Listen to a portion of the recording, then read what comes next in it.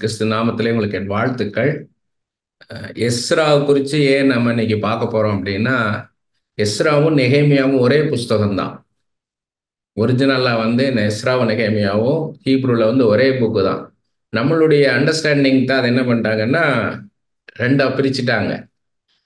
ரெண்டுமே எழுதுனது எஸ்ரா தான். நெகேமியா எழுதினாரு நெகேமியாவை, ஆனால் எஸ்ரா தான் அதை எடிட் பண்ணாரு. எஸ்ரா 1 நாளாகமம், 2 நாளாகமம், எஸ்ரா, நெகேமியா இதெல்லாம் எழுதினாரு. 119ஆம் சங்கீதத்தையும் எஸ்ரா தான் எழுதினாரு. எஸ்ரா அப்படின்னா உங்களுக்கு என்ன தோணுதுன்றதை சொல்லுங்க, அடுத்து நான் பேசுறேன். What do you know already about Ezra? உங்களுக்கு எஸ்ராவை பத்தி என்ன தெரியும்? எஸ்ரா அப்படின்னா என்ன நினைக்கிறீங்க? இப்ப தாவீதுனாலே நம்மளுக்கு என்ன ஞாபகம்னா, ஒரு ராஜான்றது ஞாபகம் வரதை விட அவர் பாடின சங்கீதங்கள் தான் ஞாபகம் வருது. மோசே அப்படின்னாலே செங்கடலை ரெண்டாய் பிளந்தது தான் ஞாபகம் வருது. மோசே போய் அந்த கடல் ரெண்டா பிளக்குது, கையை நீட்டுறாரு, கோல் எடுத்து நீட்டுறாரு, கடல் ரெண்டா பிளக்குது, அற்புதங்களும் அடையாளங்களும் நடக்குது. இப்போ எஸ்ரா அப்படின்னா என்ன தோணுது உங்களுக்கு? நீங்க பேசலாம், பேசுங்க, நீங்க பேசுங்க, சொல்லுங்க, நீங்க பேசுங்க. நல்ல ஒரு டீச்சர். பார்த்தீங்கன்னா பொதுவா நம்மளுக்கு யாரை ரொம்ப இன்ஸ்பிரேஷனாக இருப்பாங்கன்னா அப்பா அம்மா தான் முதலாவது. அதுக்கு அடுத்து யார் இருப்பான்னு கேட்டிங்கன்னா பெரிய இன்ஸ்பிரேஷன் யாராக இருப்பாங்கன்னா நம்மளை வழி நடத்தினவங்க. ஸோ அப்படி பார்க்கும்போது டீச்சர்ஸ், மாதா பிதா குரு தெய்வம்னுவாங்க. அந்த குரு, மாதா பிதாக்கு அப்புறம் குரு. எஸ்ராவை பற்றி சொல்லணும்னா எஸ்ரா தேறின வேதபாரகன், எக்ஸ்பர்ட் இன் டீச்சிங். எஸ்ரா 7ஆம் அதிகாரம் 6வது வசனத்தில் பார்த்தீங்கன்னா, இந்த எஸ்ரா இஸ்ரவேலின் தேவனாகிய கர்த்தர் அருளிய மோசேயின் நியாயப்பிரமாணத்திலே தேறின வேதபாரகனாயிருந்தான். தேறின வேதபாரகன் இருக்குது. அடுத்தது 10வது வசனம் பார்த்தீங்கன்னா, கர்த்தருடைய வேதத்தை ஆராயவும் அதன்படி செய்யவும் இஸ்ரவேலிலே கட்டளைகளையும் நீதி நியாயங்களையும் உபதேசிக்கவும் எஸ்ரா தன் இருதயத்தை பக்குவப்படுத்தி இருந்தான்.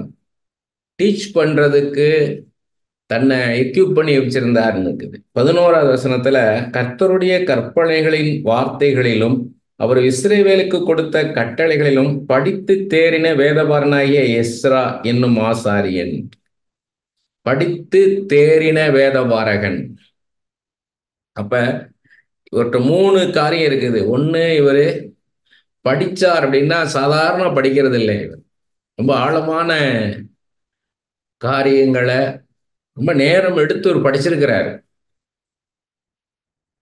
அப்ப அதுக்கு டிவோட் பண்ணியிருக்கிறாரு. அதில் ஆர்வமா இருந்திருக்கிறாரு, அதை உட்காந்து படிக்கணும்ன்றத. இன்னைக்கு படிக்கிறதுன்றதே ரொம்ப கம்மியாயிருச்சு. இன்னைக்கு பார்க்கறது தான் ஜாஸ்தியா இருக்குது. படிக்கிறதுன்றது ரொம்ப ரொம்ப குறைவாயிருச்சு ஜனங்கள் மத்தியில. சரி, இவர் படிக்கிறாருன்னா அந்த அளவுக்கு அதுல டெடிகேட்டடா இருந்திருக்கிறாரு.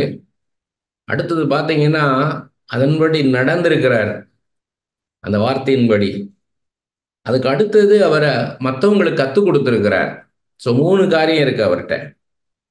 அவருடைய ஸ்ட்ரென்த் என்னன்னு கேட்டீங்கன்னா, committed to study, follow and teach God's word. இதுதான் அவர்கிட்ட உள்ள ஸ்ட்ரென்த். எஸ்ரா அப்படின்னா என்ன அர்த்தம்னு கேட்டீங்கன்னா ஹெல்ப். ஹீப்ரூல ஹெல்ப், துணை இல்லைன்னா உதவி. அப்படி பார்த்தோம்னா யாருக்கு துணையா இருந்தாருன்னா ஆண்டவருக்கு அவர் ரொம்ப துணையா இருந்திருக்கிறார். பைபிளை பத்தி தரோ நாலேஜ் இருக்கணும் அப்படின்னா ஆண்டவரோட நெருங்கின உறவுல இருந்தா தான் அந்த டீச்சிங் கிடைக்கும். ஏன்னா இது ஆண்டவரே வெளிப்படுத்துற காரியம், அவரை குறித்து அவர் வெளிப்படுத்துற காரியம். நல்ல பைபிளை படிக்க படிக்க படிக்கத்தான் நம்ம ஆண்டவரை பற்றி தெரிந்து கொள்ள முடியும். ஆண்டவரை பத்தி தெரிந்து கொள்ளும் போதுதான் அந்த கான்ஃபிடன்ஸ் கிடைக்கும் நமக்கு. ஆண்டவரை பத்தி நம்பிக்கை, என் ஆண்டவர் எனக்கு இருக்கிறார், எதை குறித்து நான் கவலைப்பட தேவையில்லை அப்படின்ற அந்த தெளிவு உண்டாகும். அடுத்த காரியம் என்ன சொல்றாங்க கேட்டீங்கன்னா, அதே 7ஆம் அதிகாரம் 9வது வசனத்துல சொல்றாரு, தன் தேவனுடைய தயவுள்ள கரம் தன் மேல் இருந்ததனால் எருசலேமுக்கு வந்தான். ஏற்கனவே நெகேமியால பார்த்தோம் இதே காரியத்தை. தயவுள்ள கரம் அவர் மேல இருந்ததுன்றத, அதாவது எஸ்ரா 8ஆம் அதிகாரம் 18வது வசனம், அவர்கள் எங்கள் மேல் இருந்து எங்கள் தேவனுடைய தயவுள்ள கரத்தின்படியே. 7ஆம் அதிகாரம் 9வது வசனத்திலையும் 8ஆம் அதிகாரம் 18வது வசனத்திலையும் சொல்றாரு, தேவனுடைய தயவுள்ள கரம் என் மேல் இருந்ததுனால எனக்கு காரியம் வாய்த்தது. அதே இது நெகேமியாவிலும் பார்த்தோம். அதுக்கப்புறமும் பார்த்தீங்கன்னா 7ஆம் அதிகாரம் 6வது வசனத்துல சொல்றாரு, அவனுடைய தேவனாகிய கர்த்தருடைய கரம் அவன் மேல் இருந்ததினால் அவன் கேட்டவளெல்லாம் ராஜா அவனுக்கு கொடுத்தான். ராஜா கேட்டதெல்லாம், எஸ்ரா கேட்டதெல்லாம் கொடுத்தாரு. ஆனா எதுனாலன்னா ஆண்டவருடைய கரம் அவர் மேல இருந்ததுனாலன்றார். அதே 28வது வசனம் சொல்றார், 7ஆம் அதிகாரம் 28வது வசனத்துல, அப்படியே என் தேவனாகிய கர்த்தருடைய கரம் என் மேல் இருந்ததினால் நான் திடன் கொண்டு இஸ்ரவேலில் சில தலைவரை என்னோடு கூட வரும்படி சேர்த்து கொண்டேன். கர்த்தருடைய கரம் என்னோட இருந்ததுனால, தயவுள்ள கரம், ஆண்டவருடைய தயவுள்ள கரம் என் மேல் இருந்ததுனால இந்த காரியங்கள் எல்லாம் வாய்த்தது என்றார். இப்போ முழுக்க முழுக்க ஆண்டவரைத்தான் சார்ந்து இருக்கிறாங்க எஸ்ராவும் நெகேமியாவும். இன்னொன்று, இவங்க 2 பேரும் நல்ல ஒரு லீடர், ஒருத்தருக்கு ஒருத்தர் அவங்கவுங்க பார்ட்டை செஞ்சு ஒரு டீம் ஒர்க் பண்ணியிருக்கிறாங்க. நெகேமியா பிசிக்கலா அந்த ஆலயத்தை கட்டினார்னாலும், எஸ்ரா ஸ்பிரிச்சுவலா அந்த ஜனங்களுடைய வாழ்க்கையை கட்டியிருக்கிறார். Inner man. இது பார்த்தீங்கன்னா ஏதோ ஒரு டெம்பிளை கட்டுறது, ஒரு ஆலயத்தை கட்டுறது, அதுக்கு சுத்தி வாழை கட்டுறது, சோரை கட்டுறது அப்படி இல்லை. இது சிம்பாலிக்கு. ஆண்டவரை ஆராதிக்கிறதுக்கான காரியம் தடப்பட்டதை இவங்க மீண்டுமாக கொண்டு வராங்க.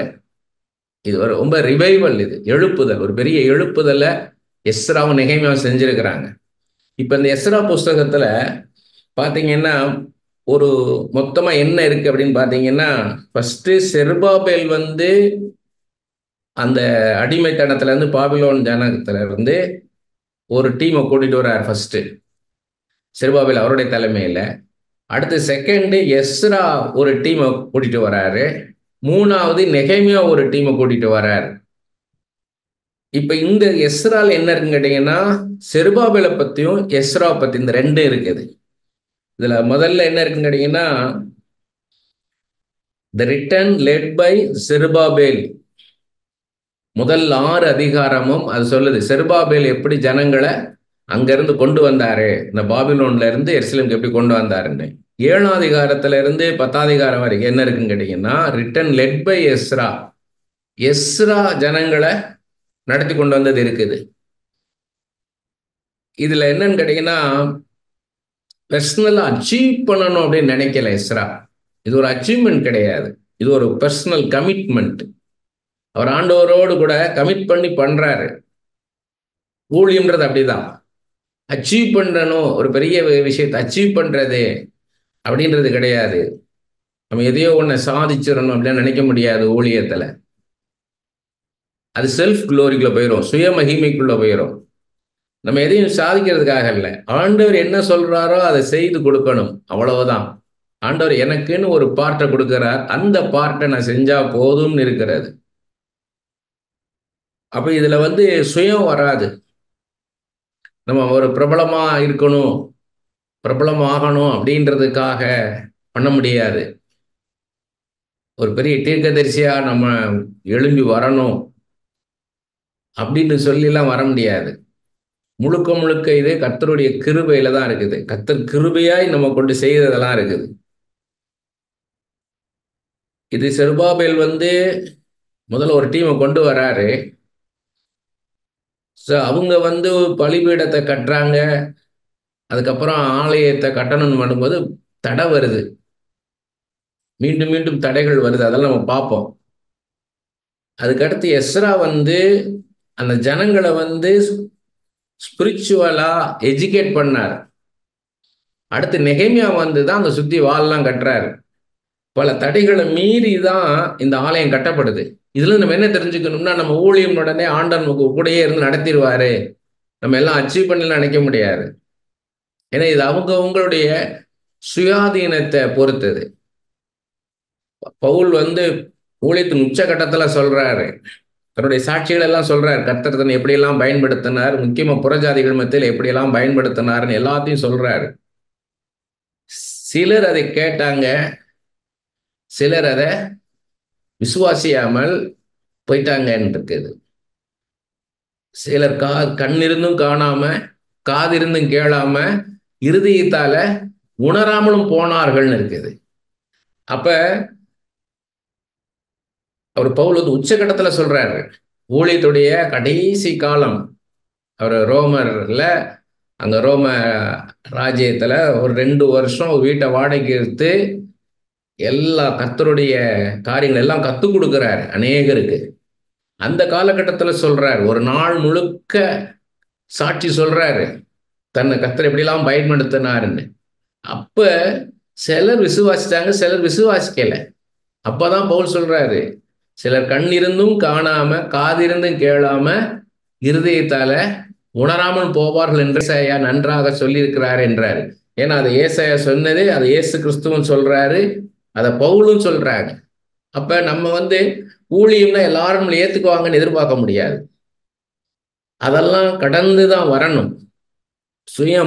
சுயத்தை உடைச்சுத்தான் ஆண்டவர் நம்மளுக்கு ஊழியத்தில் எடுத்து பயன்படுத்துவார். சுயம் மொத்தமா போயிரும். நம்மளுக்கு எவ்வளவு தூரத்துக்கு நம்ம முக்கியத்துவம் இருக்கும்னு நினைக்கிறோமோ அதெல்லாம் இருக்காது. எனக்கு தனிப்பட்ட சாட்சியை பார்த்தீங்கன்னா, ரட்சிக்கப்படுறதுக்கு முன்னால இருந்த அந்த ஒரு வரவேற்பு ரட்சிக்கப்பட்ட பிறகு கிடையாது. ஏன்னா அப்ப வந்து சினிமா அப்படின்றது ஒரு பெரிய ஒரு காரியமா இருந்தது, கவர்ந்தெடுக்கக்கூடிய காரியமா இருந்தது. அந்த சினிமாவில் இருந்ததுனால எல்லாரும் அதை பெருசா பார்த்தாங்க. அந்த சினிமா விட்டுட்டு வந்துட்ட பிறகு, ஊழியத்துக்கு வந்த பிறகு பார்த்தீங்கன்னா ஒரு அவ்வளோ பெரிய வரவேற்பு கிடையாது. அப்ப இது என்ன ஆகும் கேட்டீங்கன்னா, இப்ப நம்ம பிரபலமா இருக்க முடியாதா? இப்ப பிரபலத்துக்கு இதுக்கு சம்பந்தம் கிடையாது. ஆண்டவர் வந்து தருவாரு. ஏன்னா பவுல் ஒரு இடத்துல சொல்றாரு, சுவிசேஷ ஊழியத்திலே பிரபலமா இருந்த ஒருவனை நாங்க தீத்துவோடு அனுப்பினோம்ன்றாரு. இப்ப ஆண்டவர் வந்து நேம் அண்ட் ஃபேம் எல்லாம் கொடுப்பாரு. ஆனாலும் அது தலைக்கு ஏறக்கூடாது, தாழ்மையா தான் இருக்கணும். ரொம்ப ஆண்டவருக்காகவே வாழணும். அது எப்படி தெரியும்னு கேட்டீங்கன்னா, சில இடங்கள்ல நம்ம போன உடனே நம்மளை காக்க வைப்பாங்க, வெகு நேரம் காக்க வைப்பாங்க. அப்ப நமக்கு என்ன ஆகும்னா, ஆண்டவரை பத்தி சொல்றது இருக்கும், ஊழித்து தானே வந்திருக்கோம், ஏன் இப்படி காக்க வைக்கிறாங்க, பேசாம திரும்பி போயிடலாமான்னு இருக்கும். ஆனா அந்த இடத்துல பொறுமையா காத்திருக்க வைப்பார். அந்த இடத்துல ரொம்ப பொறுமையா காத்திருந்து அவங்கள சந்திச்சு அவங்கள்ட்ட பேச வைப்பாரு. எல்லாரும் ஏத்துக்க மாட்டாங்க, சிலர் ஏத்துக்க மாட்டாங்க. சிலர் ஏத்துக்காம என்ன பண்ணிடுவாங்கன்னா, புறக்கணிப்பாங்க, எதிர்த்து பேசுவாங்க. அப்படி ஒரு காரியமே இல்லைங்க, அதெல்லாம் நம்ப முடியாதுங்கன்னுவாங்க. அதெல்லாம் நம்ம தாங்கி ஆகணும். எஸ்ராவுடைய காரியத்தில் என்ன கேட்டீங்கன்னா, செருபாபேலோட ஒரு கூட்ட ஜனம் வந்துச்சு. எத்தனை பேர் வந்தாங்கன்னா, 42,360 பேர் வந்தாங்க செருபாபேலோட. எஸ்ராவோட வந்தவங்க 2000 பேர் தான். ஆனா அந்த 42,360 பேர் வந்தவங்க கஷ்டப்பட்டு கட்டுறாங்க. அதை பார்த்தீங்கன்னா, அந்த எஸ்ரா புஸ்தகத்துல அதை தடை தான் பண்றாங்க. 7ஆம் மாதம் 1 தேதியில் கர்த்தருக்கு சர்வாங்க தகனபலிகளை செலுத்த தொடங்கினார்கள். ஆனாலும் கர்த்தருடைய ஆலயத்தின் அஸ்திபாரம் இன்னும் போடப்படவில்லை. இன்னும் அஸ்திபாரம் போட முடியல, தடை செஞ்சுக்கிட்டே இருக்கிறாங்க. இவங்க வந்து அவ்வளவு ஈஸியா இவங்க கட்ட முடியல. அந்த ஒரு சின்ன ஒரு ஒரு அவுட்லைன் சொன்னேன்னா, அதை தெரிஞ்சுக்கிட்டீங்கன்னா அதுக்கப்புறம் நான் படிக்கும்போது உங்களுக்கு நல்லா புரியும், காம்ப்ரிஹென்ஷன் கிடைக்கும். ஃபர்ஸ்ட் எருசலேமை வந்து அவன் நேபுகாத்து நேச்சார் ராஜா வந்து மொத்தமா அழிச்சிடுறான். ஆலயத்தெல்லாம் இடிச்சு போட்டுடுறான். ஆலயத்தில் இருக்கிற பொருட்கள் எல்லாம், காஸ்ட்லியான பொருட்கள் எல்லாம் எடுத்துக்கிட்டு போயிட்டான். அது எந்த வருஷம் கேட்டீங்கன்னா பிசி 586ல, பிஃபோர் கிரைஸ்ட், அதாவது இயேசுவுக்கு முன்பான காலம் 586ல அது நடக்குது.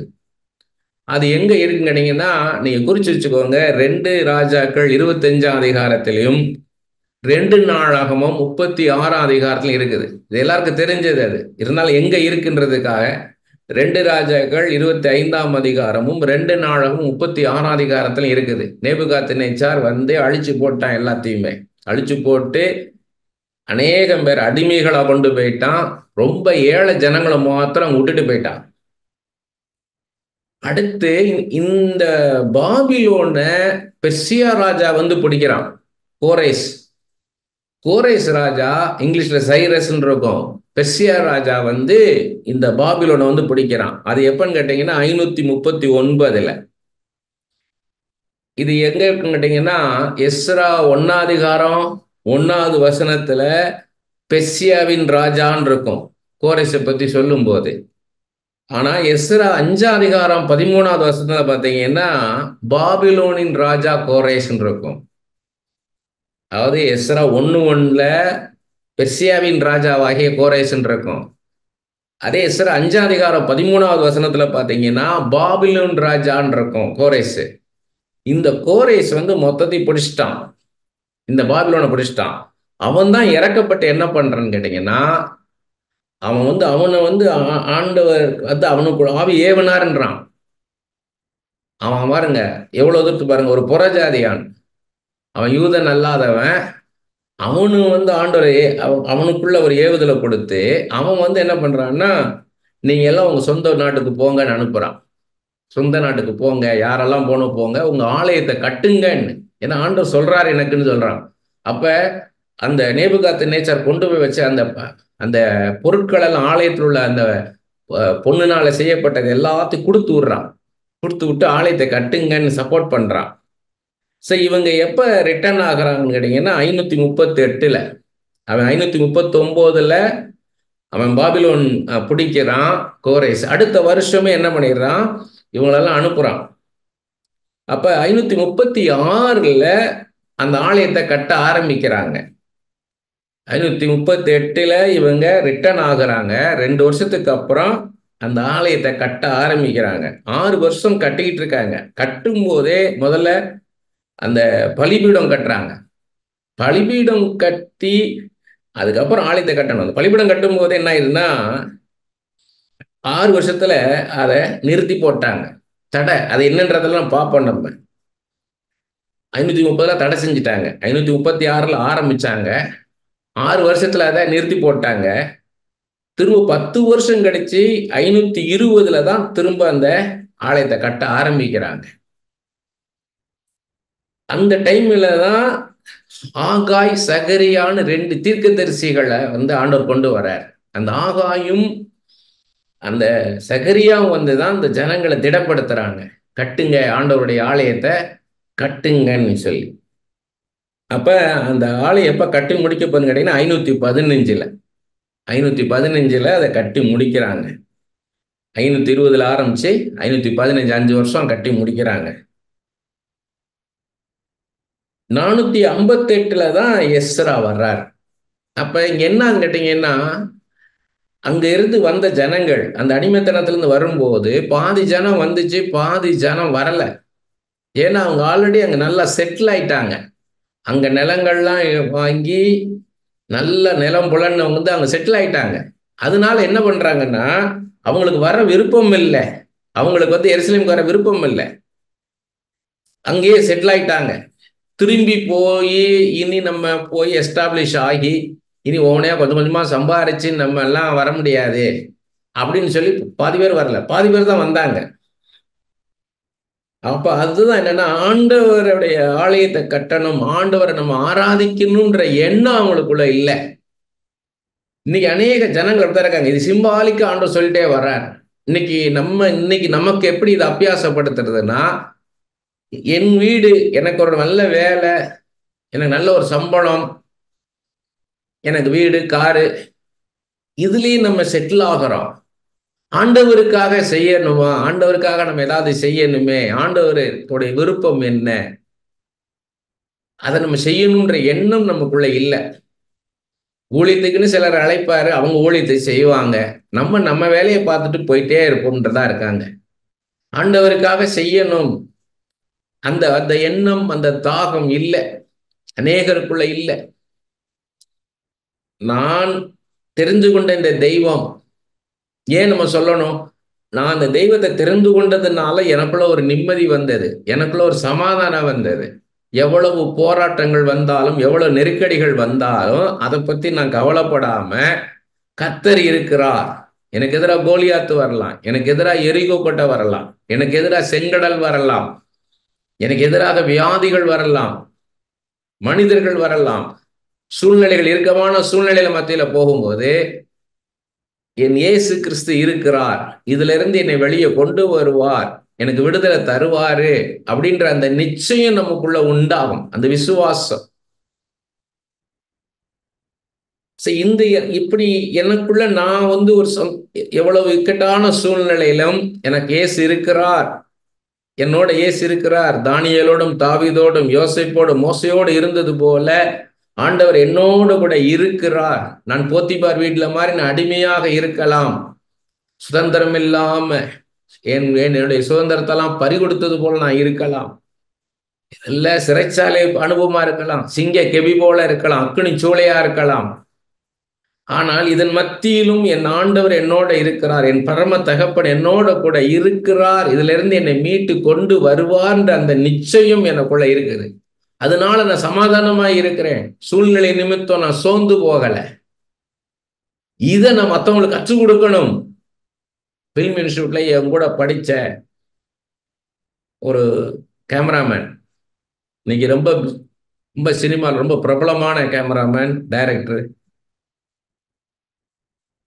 போன வருஷம் சந்திச்சேன், பல வருஷங்களுக்கு அப்புறம். கிட்டத்தட்ட ஒரு 25 வருஷம் இருக்கும், 25-26 வருஷத்துக்கு அப்புறம் சந்திச்சேன். அவன் என்கிட்ட கேட்ட முதல் கேள்வி என்னன்னு கேட்டீங்கன்னா,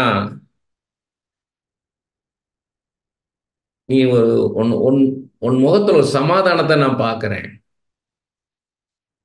நான் ஆண்டவர் நான் எப்படி சொல்றேன், நானு மிகைப்படுத்தி பேசல, ஒரு சாட்சி. அதையே ஆண்டவரை பத்தின சாட்சி. எனக்கே தெரியாது, பொதுவா எப்படி இருக்கேன்னு தான் கேட்பாங்க. எப்படி இருக்கிற, எங்க இருக்க, நல்லா இருக்கியா அப்படிதான் கேட்பாங்க. வெகு நாட்கள் பிறகு ஒன்னா படிச்சவங்க மீட் பண்றோம். உன் முகத்துல ஒரு மன நிறைவு இருக்குது, ஒரு சமாதானத்தை பார்க்கிறேன் நான். அது எப்படி? அப்பதான் நான் ஆண்டவரை பத்தி சொன்னேன். உட்காந்து கிட்டத்தட்ட ஒரு 2.5 மணி நேரம் பேசியிருப்பேன் நான். அவ்வளவு பிஸியான ஆளு. எனக்கு முதல்ல நான் அப்பாயின்மெண்ட் கேட்கும் போதே, நான் அதுக்கு 2 நாள் முன்னாடி நான் ஃபோன் பண்ணி நான் மீட் பண்ணணும்னு கேட்கும் போதே அவங்க சொல்லிட்டாங்க எல்லாருமே, இல்லை அவர் மீட் பண்ண மாட்டாருங்க, ரொம்ப பிஸியா இருக்காரு, முக்கியமானவங்களை மட்டும் தான் மீட் பண்ணுவாருன்னாங்க. சரி பரவாயில்ல, நான் இன்னாருன்னு மட்டும் சொல்லுங்க, என்ன பேர் உள்ள பேர் மட்டும் சொல்லுங்க மட்டும், என் பேரை மட்டும் சொன்னேன். நான் பார்த்தீங்கன்னா நான் போய் அந்த ஆஃபீஸில் நின்று நான் பேசிட்டு இருக்கேன். அங்கே ஒரு கால் வருது.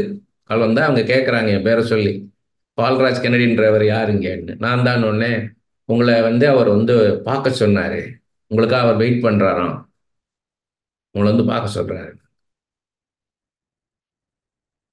அதுதான் நமக்கு கிடைச்ச பெரிய பொக்கிஷம். இயேசு தான். இயேசு தான் நமக்கு மன நிறைவை தர முடியும். சமாரிய ஸ்திரீட்ட அதான் சொல்றாரு இயேசு கிறிஸ்து, இந்த கிணத்து தண்ணீரை குடிச்சேன்னா உனக்கு தாகம் உண்டாகும், மீண்டும் மீண்டும் தாகம் உண்டாகும். ஆனா ஜீவ தண்ணீர் என்கிட்ட இருக்கு, நீ என்னட்ட வந்தேன்னா உனக்கு தாகம் வராது. இன்னொரு இடத்துல யோவான்ல சுவிசேஷத்துல சொல்றாரு, என்ன புசிக்கிறவனுக்கு பசி உண்டாகாது, என்னிடத்துல பானம் பண்ணுகிறவனுக்கு தாகம் உண்டாகாது. அதான் அர்த்தம். வாழ்க்கையில இயேசுவை பெற்றுக்கொண்டோம்னா அதுதான் நம்மளுக்கு திருப்தியை தரும். இந்த உலகம் நம்மளுக்கு திருப்தியை தராது. இந்த பணமோ, இந்த வேலையோ, புகழோ நமக்கு திருப்தியை தராது.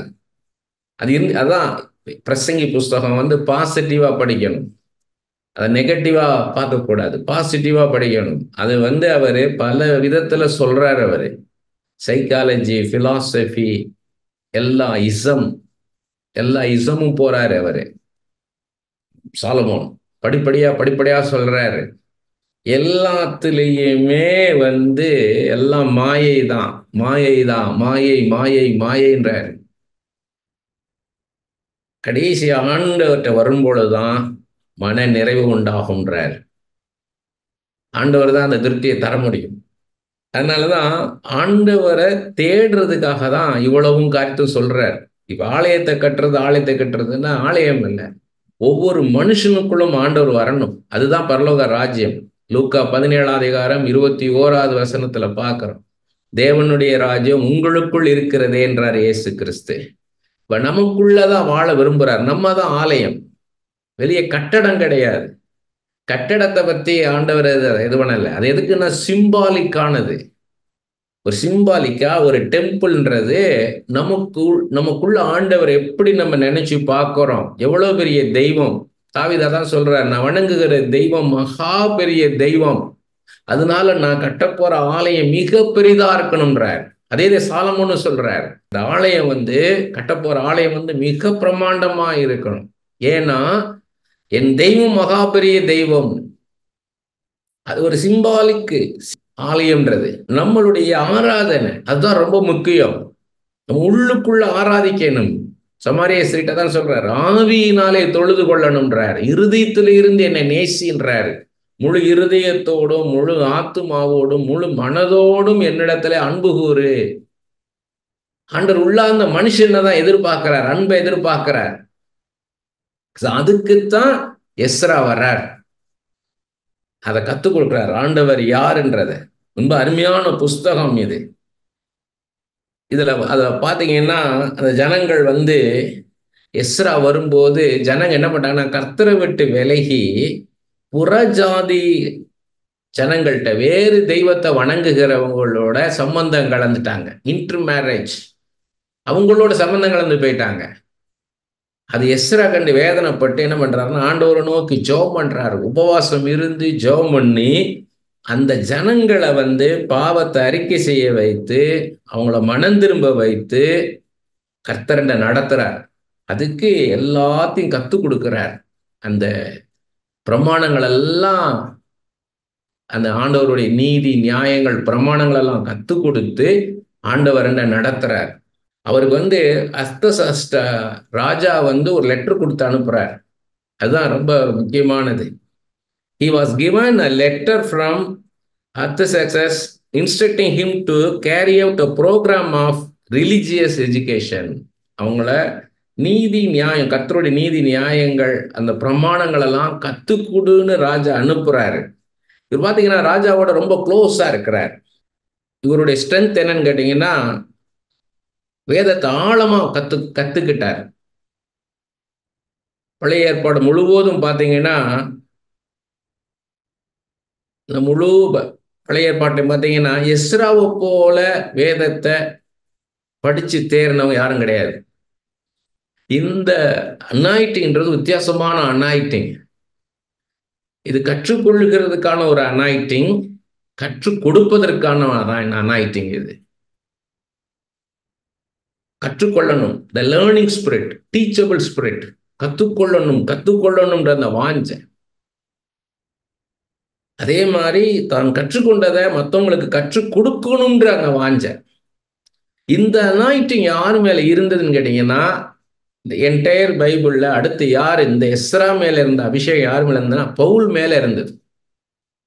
இவர் எப்படி பழைய ஏற்பாட்டில் தேறின வேதபாரகனோ பெஸ்ட் டீச்சரோ, அப்படி போல புதிய ஏற்பாட்டில் யார் நடினா பவுல் தான். ஸோ எஸ்ராவுக்கு அடுத்து யார் நடினா பவுல் தான். அதுக்குன்னு ஒரு அனாயிட்டிங் வேணும். எல்லாராலையும் இப்படி உட்காந்து கற்றுக்கொள்ளணுன்ற அந்த மென்டாலிட்டி வராது, அந்த ஆர்வம் வராது, அந்த டெடிகேஷன் வராது. உட்காந்து படிக்கணும், மெடிடேட் பண்ணணும் அப்படின்ற அந்த மென்டாலிட்டி வராது. இதே மாதிரி கற்றுக் கொடுக்கணும் அப்படின்ற மென்டாலிட்டியும் சாதாரண வராது. அந்த அனாயிட்டிங்ல தான் அது ஆப்ரேட் ஆகும். ஆண்டவர் வந்து அந்த அந்த அபிஷேகத்தை கொடுத்து நடத்தினா தான் உண்டு. அடுத்தது பார்த்தீங்கன்னா இவர் ஒரு லீடரா இருந்து ஜனங்களை வழி நடத்துறார். தங்களை வழிநடத்தி கொண்டு வர பல பல வகைப்படப்பட்ட ஜனங்கள். அதுக்கப்புறம் ஒரு பெரிய ரைட்டர், 1 நாளாகமம், 2 நாளாகமம், எஸ்ரா, நெகேமியா, 119ஆம் சங்கீதம் எல்லாத்தையுமே என்ன பண்றாரு? எழுதினார். நெகேமியாவோட இணைந்து நெகேமியாவை ஒரு லீடரா அக்செப்ட் பண்ணிக்கிட்டு நெகேமியாவோடு சேர்ந்து அந்த மினிஸ்ட்ரியை பண்றார். அப்ப ஒரு ஹம்பிளா இருக்கிறார். நெகேமியா வந்து இவரோட ரொம்ப யங்கு, இவர் வயசானவர், ரொம்ப 2 பேருக்கு வயசு ரொம்ப டிஃபரன்ஸ். ஆனாலும் எஸ்ரா வந்து நெகேமியாவை அவரோட கட்டுப்பட்டு அவர் வந்து என்ன அட்மினிஸ்ட்ரேஷன் என்ன சொல்றாரோ அதன்படி நடக்கிறார். இவர்கிட்ட நம்ம கத்துக்கொள்ள வேண்டியது என்னன்னு கேட்டீங்கன்னா, வேதத்தை கற்றுக்கொண்டு ஆண்டவருடைய சித்தத்தை நிறைவேற்றணும்ன்றதுதான். வேதத்தை கற்றுக்கொள்ளணும், ஆண்டவருடைய சித்தத்தை நிறைவேற்றணும். இயேசு கிறிஸ்து வந்தாருன்னா என்ன செய்வாரோ, அவர் வந்தா என்ன பைபிள்ல இருந்தான் பேசுவார். அந்த கிருபையை கர்த்தர் நமக்கு கொடுத்திருக்கிறார். பிரசங்கம் பண்ணணும், எல்லாரும் பிரசங்கம் பண்ணணும். ஏன் எல்லாரும் பிரசங்கம் பண்ணணும் அப்படின்னா, நமக்கு முன்மாதிரி யாருன்னா இயேசு கிறிஸ்து தான். இயேசு கிறிஸ்து என்ன பண்ணாரு?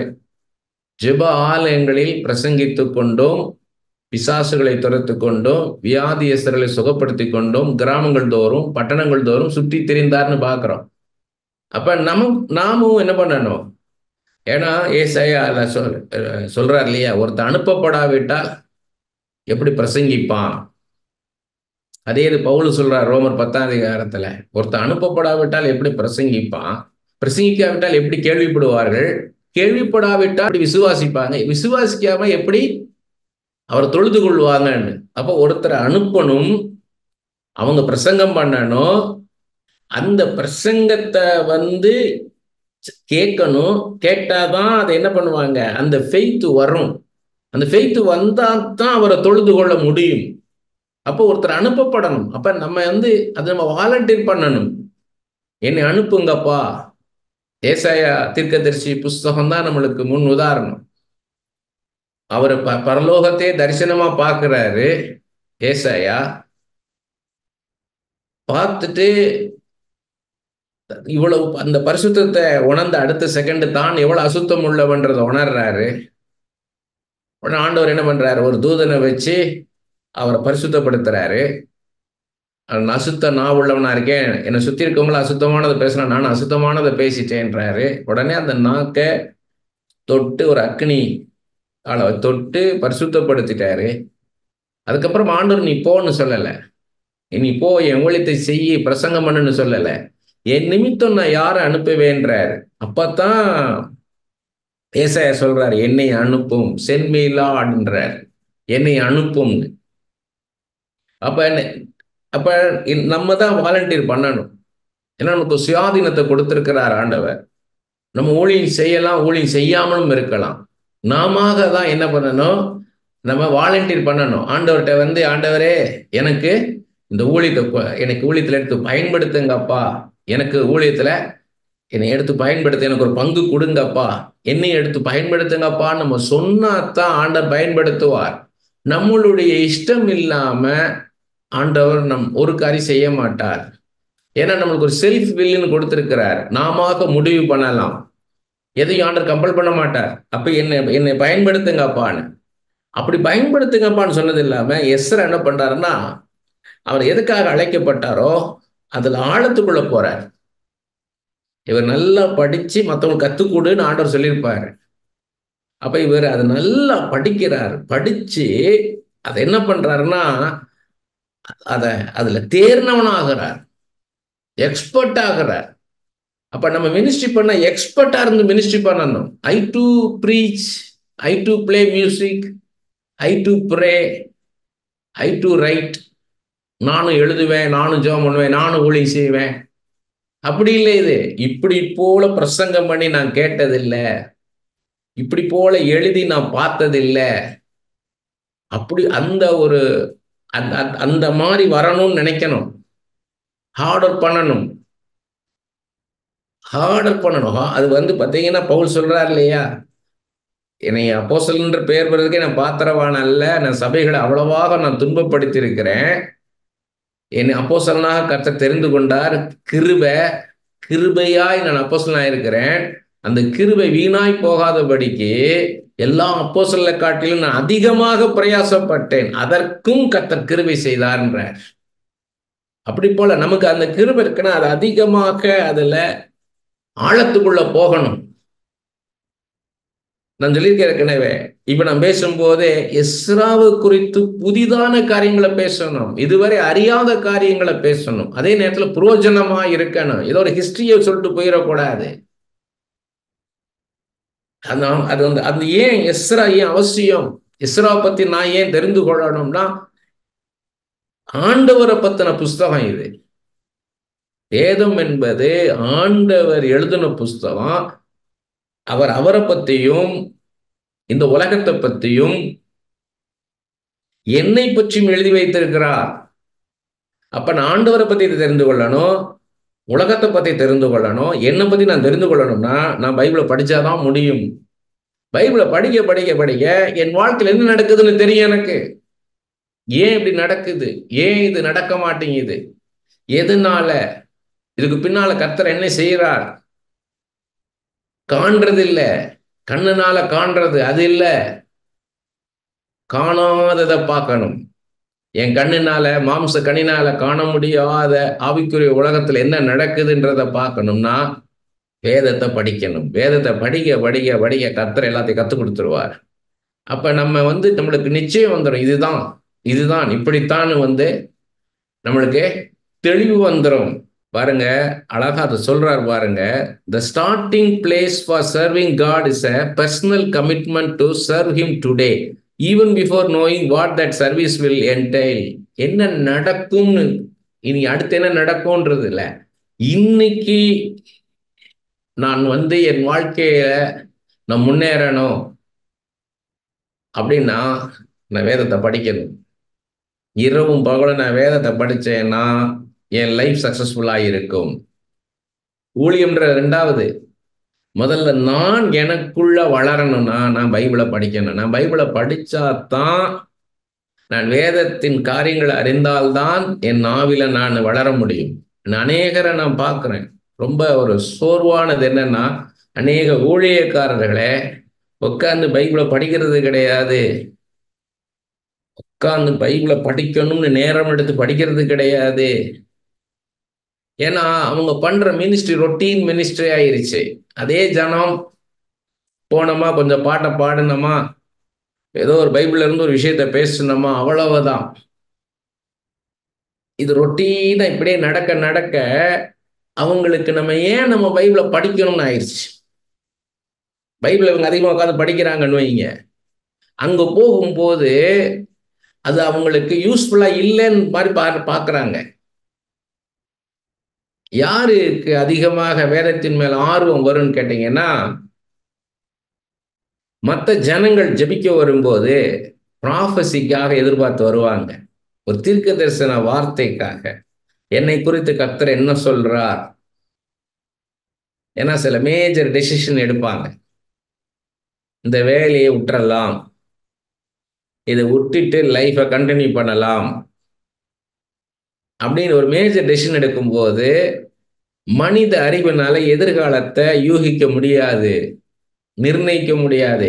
என் எதிர்காலம் எப்படி இருக்குமோ அப்படின்ற ஒரு எண்ணம் உண்டாகும், ஒரு பதட்டம் உண்டாகும். என் எதிர்காலம் எப்படி இருக்கும், அந்த பதட்டம் உண்டாகும் போது தத்தளிச்சிருவாங்க.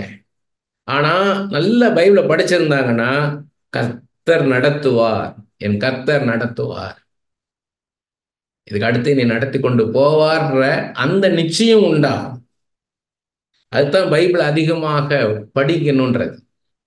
இவங்க ரொட்டீன் மினிஸ்ட்ரி பண்றவங்க என்ன ஆகுங்கன்னா, இவங்க அப்படி ஜனங்க, அதே ஜனங்க, அந்த ஜனங்க வந்து சொல்லும் போது எனக்கு எப்படி நான் இந்த வேலையை விட்டுட்டு போயிடலாம்னு இருக்கேன், இந்த வேலை எனக்கு ரொம்ப கஷ்டமா இருக்குது, நான் எவ்வளவு கஷ்டப்பட்டு சம்பாதிச்சாலும் ஒண்ணுமே நிக்கல, அதனால நான் வேற வேலைக்கு போகலான்னு நினைக்கிறேன் அப்படின்னு உடனே இவங்க என்ன ஆகும்னு கேட்டிங்கன்னா, இவங்க வந்து அதை என்ன பண்ணணும், அப்படியான்னு சொல்லிட்டு இன்டர்சிட் பண்ணணும். நான் ஆண்டவர்கிட்ட கேட்குறேன், ஜெபிக்கிறேன், ஜெபிச்சு சொல்கிறேன், எனக்கு ஒரு 2 நாள் டைம் கொடுங்க, இல்லை 4 நாள் டைம் கொடுங்க அப்படின்னு ஆண்டவர்கிட்ட போய் உட்கார்ந்து ஜெபிக்கணும்.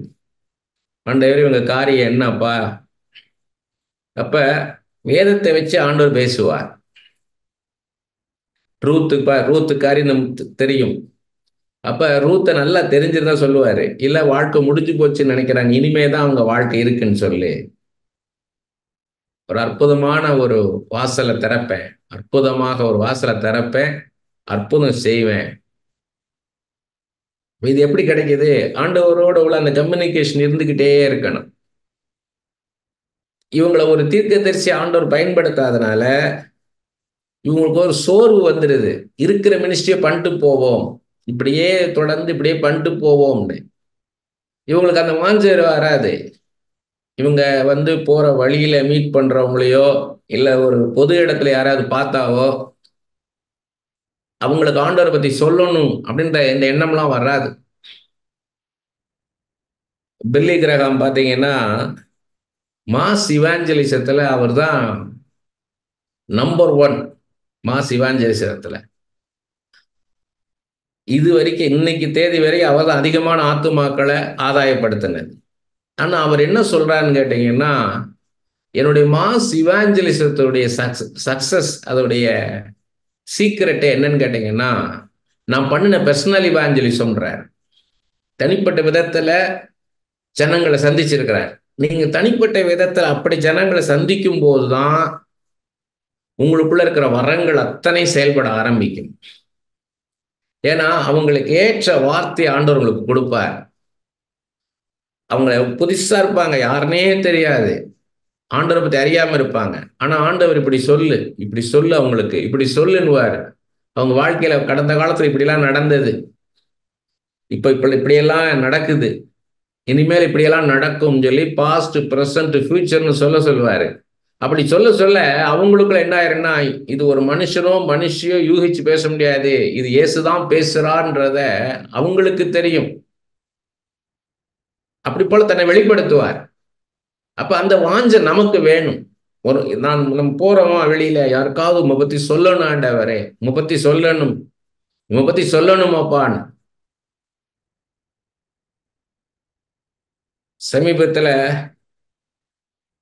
ஒரு இடத்துக்கு போன இடத்துல ஃபேமிலியா நாங்க போறோம். அங்க போன இடத்துல இன்னொரு சகோதரியை சந்திக்கிறோம். அந்த சகோதரி பார்த்தீங்கன்னா ரொம்ப சோர்ந்து போய் காணப்பட்டாங்க, ரொம்ப சோர்ந்து இருந்தாங்க. என்னன்னு கேட்டோம்னா, வாலிப மகள் இறந்துடுச்சு, திடீர்னு இறந்துருச்சு. அது மர்மமான முறையில இறந்துருச்சு. அதை கண்டுபிடிக்க முடியல, அது எப்படி இறந்துச்சுன்னு கண்டுபிடிக்க முடியல. சோர்ந்து போயிட்டாங்க. நீ அப்ப அவங்களுக்கு ஏற்ற வார்த்தை, அந்த இருதயத்துக்கு ஏற்ற அந்த சமயத்துக்கு ஏற்ற வார்த்தை, ஒரு வாலிப பிள்ளையை இழந்த, ஒரு வாலிப பெண் பிள்ளையை இழந்த ஒரு தாய்க்கு அந்த நேரம் இப்படிப்பட்ட வார்த்தைகளை சொல்றது, அந்த சமயத்தில் ஆண்டவன் மட்டும் பேசணும், இப்படி சொல்லு இப்படி சொல்லுன்னுவாரு. அது அப்படி பழகினாத்தான் ஆண்டவர் உங்களோட பேச ஆரம்பிப்பார். நீங்க மற்றவங்களுக்கு வாலண்டியரா சொல்ல ஆரம்பிக்கணும், ஆண்டவரை பத்தி சொல்லணும்னு நீங்க விருப்பப்படணும். ஆண்டவரே நம்ம மற்றவங்களுக்கு பத்தி சொல்லணும், அப்பா நம்ம பத்தி சொல்லணும் அப்படின்னீங்கன்னா தான் என்னை தீர்க்கதரிசியா பயன்படுத்துங்கன்னா மற்றவங்களுக்காக ஜெபிக்கணும், பாரப்பட்டு ஜெபிக்கணும், உண்மையா ஜெபிக்கணும், உண்மையா அன்பு கூர்ந்து அவங்களுக்காக ஜெபிக்கணும். தாழ்மை வேணும், ரொம்ப தாழ்மையா இருக்கணும். தாழ்மையா இருந்தா தான் கிருபை கிடைக்கும், கிருபை இருந்தாதான் வரங்களை செயல்பட வைப்பார். கொஞ்சம் கூட மேட்டிமை வந்துடக்கூடாது. நம்ம அதுக்கு எவ்வளவு பிரயாசப்படுறோன்றதை பார்ப்பார். அதிகமாக வேதத்தை படிக்கணும். நான் இதை எப்பயுமே சொல்லுவேன், ரிட்டன் வேர்டு, இந்த ரிட்டன் வேர்டு பைபிளோட நல்லா நிறைய படிச்சுட்டு பிரேயருக்குள்ள போகணும். பிரேயர்ல போனோம்னா பிரேயர் என்ன பண்ணிடுற, வேற ஆண்டவர் என்ன பண்ணுவார், பிரேயர்ல அதெல்லாம் ஸ்போக்கன் வேர்டு ஆக்கிடுவார், ரேமாவாக்கிடுவார். நீங்க ரிட்டன் லோகோஸோட போகும்போது ஆண்டவர் அதை ஸ்போக்கன் லோகோஸா மாத்திடுவாரு, ரேமாவாக்கிடுவார். அதுதான் ஜெபம். இன்னைக்கு நிறைய பேர் ஜெபிக்கிறாங்க, ஆனா பைபிள் படிக்கிறது இல்ல. பைபிள் படிக்காம ஜெபிச்சா என்ன இருக்குது? ஆண்டவர் எழுதி வச்ச புஸ்தகத்தை படிச்சா தான் அவருக்கு என்ன பிடிக்கும், என்ன பிடிக்காது, யாரை எப்படி நடத்துவார், யாரை எப்படி நடத்த மாட்டார், இதெல்லாம் தெரிஞ்சாதான் நீங்க ஆண்டவர்கிட்ட போய் உட்கார முடியும். ஆண்டவரை குறிச்சு பேசுவாரு. உங்களுக்கு தெரிஞ்ச ஒரு சகோதரியா இருப்பாங்க, அவங்க எஸ்தரை மாதிரி நான் உயர்த்துவேன், தெபோராள் மாதிரி பயன்படுத்துவேன், அபிகாயில் மாதிரி ஞானமா எல்லாத்தையும் நடத்த சொல்லு, அவசரப்பட வேண்டாம்னு சொல்லு. அவங்க நினைக்கிறதெல்லாம் பேசுறாங்க, ஆனா அபிகாயிலை போல அமைதியா இருக்க கத்துக் சொல்லு அப்படின்னு சொல்லுவாரு. அப்ப எனக்கு அபிகாயிலை பற்றி நல்லா நான் படிச்சிருந்தா தான் என்கிட்ட அபிகாயிலை பத்தி பேச முடியும். நான் தெபோராளை பத்தி நல்லா படிச்சிருந்தா தான் தெபோராளை குறித்து என்கிட்ட ஆண்டவர் பேச முடியும். அதனாலதான் அதிகமாக பைபிளை படிங்க படிங்க படிக்கின்றது. It is about you only. உங்களை பத்தின காரியம் தான் எழுதி வச்சிருக்கிறாரு. எதுக்கு நோ யுவர் செல்ஃப் அப்படின்னு ஏன் கொடுத்துரும்? உங்களை அறிந்து கொள்ளுங்கள் ஏன் அந்த டைட்டில் கொடுத்தோன்னா, இப்ப எஸ்ரா போல ஐடென்டிட்டி நமக்கு கிடைக்கும். எனக்கு நிறைய ஐடென்டிட்டி கிடைச்சது எஸ்ராட்ட. இதே மாதிரி நிறைய கத்துக்கொள்ளணும், ஆழமான காரியங்களை கத்துக்கொள்ளணும், இதே மாதிரி எழுதணும், இதே மாதிரி மற்றவங்களுக்கு கத்துக் கொடுக்கணும். இந்த வாஞ்ச நீங்க இப்ப பிரசங்கம்னு எடுத்தீங்கன்னா மலை பிரசங்கம் தான் இன்னைக்கு உலகத்திலேயே ஆழமான ஒரு பிரசங்கம். மலை பிரசங்கம் தான் அது. ஆண்டவரே பேசினார். அதுக்கப்புறம் பாத்தீங்கன்னா பிரசங்கம் அப்படின்னாலே பிரசங்கத்துல தேறினவர் யாருன்னு கேட்டீங்கன்னா எஸ்ரா தான். பாருங்க, செருபாபேல் என்ன பண்றாருன்னு கேட்டீங்கன்னா, எஸ்ரா 3ஆம் அதிகாரத்துல பூரா பாத்தீங்கன்னா அவர் அந்த பலிபீடத்தை கட்டுறாங்க. செருபாபேல் என்ன பண்றாருன்னா, எஸ்ரா 3ஆம் அதிகாரத்துல பாத்தீங்கன்னா 2வது வசனம், அப்பொழுது யோசதாசாக்கின் குமாரனாகிய யெசுவாவும் அவன் சகோதராகிய ஆசாரியரும் செயல்திலின் குமாரனாகிய செருபாபேலும் அவன் சகோதரரும் எழும்பி தேவனுடைய மனிதனாகிய மோசையின் நியாயப்பிரமாணத்தில் எழுதியிருக்கிறபடி சர்வாங்க தகன பலிகளை பலியிடும்படிக்கு இஸ்ரவேலுடைய தேவனின் பலிபீடத்தை கட்டினார்கள். அப்ப இது எஸ்ரா 3ஆம் அதிகாரம் 2வது வசனத்துல செருபாபேல் தலைமையில வந்தவங்க பலிபீடத்தை கட்டுறாங்க. பலிபீடத்தை கட்டிட்டு அடுத்து என்ன பண்றாங்கன்னா 6வது வசனம் ஏற்கனவே பார்த்தது, சர்வாங்க தகன பலிகளை செலுத்த தொடங்கினார்கள், ஆனாலும் கர்த்தருடைய ஆலயத்தின் அஸ்திபாரம் இன்னும் போடப்படவில்லை. அப்ப பலிபீடத்தை கட்டி இவங்க என்ன பண்றாங்க? கூடார பண்டிகைகள் நடத்துறாங்க. ஏன்னா 4வது வசனத்துக்கு பாருங்க, எழுதியிருக்கிறபடி அவர்கள் கூடார பண்டிகை ஆசாரித்து ஒவ்வொரு நாளும் பலியிடுறாங்கன்னு இருக்கு. அப்ப இவங்க அங்க பலிபீடம் கட்டிட்டாங்க, ஆல்டரை கட்டிட்டாங்க, ஆனா ஆலயத்தை கட்ட முடியலை இவங்களால. 9வது வசனம் பாருங்க. 9வது வசனம் பார்த்தாதான் உங்களுக்கு நல்லா புரியும். அப்படியே தேவனுடைய ஆலயத்தின் வேலையை செய்கிறவர்களை நடத்தும்படி யெசுவாவும் அவன் குமாரரும் சகோதரரும், கத்மியேலும் அவன் குமாரரும், யூதாவின் குமாரரும், எனாதாத்தின் குமாரரும், அவர்கள் சகோதர லேவியரும் ஒருமனப்பட்டு நின்றார்கள். ஒரு டீமா ஒன்னஸ்ல நிக்கிறாங்க. சிற்பாசாரிகள் கர்த்தருடைய ஆலயத்திற்கு அஸ்திபாரம் போடுகிற போது இஸ்ரவேல் ராஜாவாகிய தாவீதுடைய கட்டளையின்படியே கர்த்தரை துதிக்கும்படிக்கு வஸ்திரங்கள் தரிக்கப்பட்டு பூரிகைகளை ஊதுகிற ஆசாரியரையும் தாளங்களை கொட்டுகிற ஆசாபின் குமாரராகிய லேவியரை நிறுத்தினார்கள். அந்த ஆலயத்துக்கு அஸ்திவாரம் போடுறாங்க. போடும்போது அங்க பூரிகைகளை ஊதுறாங்க, தாளங்களை கொட்டி நல்ல ஆண்டவரை துதிக்கிறாங்க. 11வது வசனம், கர்த்தர் நல்லவர், இஸ்ரவேலின் மேல் அவருடைய கிருபை என்றும் உள்ளது, அவரை புகழ்ந்து துதிக்கையில் மாறி மாறி பாடினார்கள். கர்த்தரை துதிக்கையில் ஜனங்கள் எல்லாரும் கர்த்தருடைய ஆலயத்தின் அஸ்திபாரம் போடப்படுகிற நிமித்தம் மகா கம்பீரமாய் ஆரவரித்தார்கள். பாருங்க, ஜனங்கள் எல்லாரும் கர்த்தருடைய ஆலயத்தின் அஸ்திபாரம் போடப்படுகிற நிமித்தம் மகா கம்பீரமாய் ஆரவரித்தார்கள். அவங்க அவ்வளவு உற்சாகமா ஆரவரிக்கிறாங்க. 12வது வசனம் ரொம்ப முக்கியமானது. முந்தின ஆலயத்தை கண்டிருந்த முதிர் வயதான ஆசாரியர்களும் லேவியரும் பிதாக்கள் வம்சங்களின் தலைவரிலும் அநேகர் இந்த ஆலயத்துக்கு தங்கள் கண்களுக்கு முன்பாக அஸ்திவாரம் போடப்படுகிறதை கண்டபோது மகா சத்தமிட்டு அழுதார்கள். வேற அநேகம் பேரோ கம்பீர சந்தோஷமாய் ஆர்ப்பரித்தார்கள்.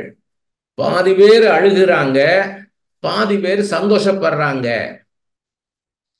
ஜனங்கள் மகா கம்பீரமாய் ஆர்ப்பரிக்கிறதுனால் அவர்கள் சத்தம் வெகு தூரம் கேட்கப்பட்டது. ஆனாலும் சந்தோஷ ஆரவாரத்தின் சத்தம் இன்னதென்றும் ஜனங்களுடைய அழுகையின் சத்தம் இன்னதென்றும் பகுத்தறிய கூடாது இருந்தது. ஒரு கூட்டம் சந்தோஷமா ஆர்ப்பரிக்கிறாங்க, ஒரு கூட்டம் அழுகிறாங்க.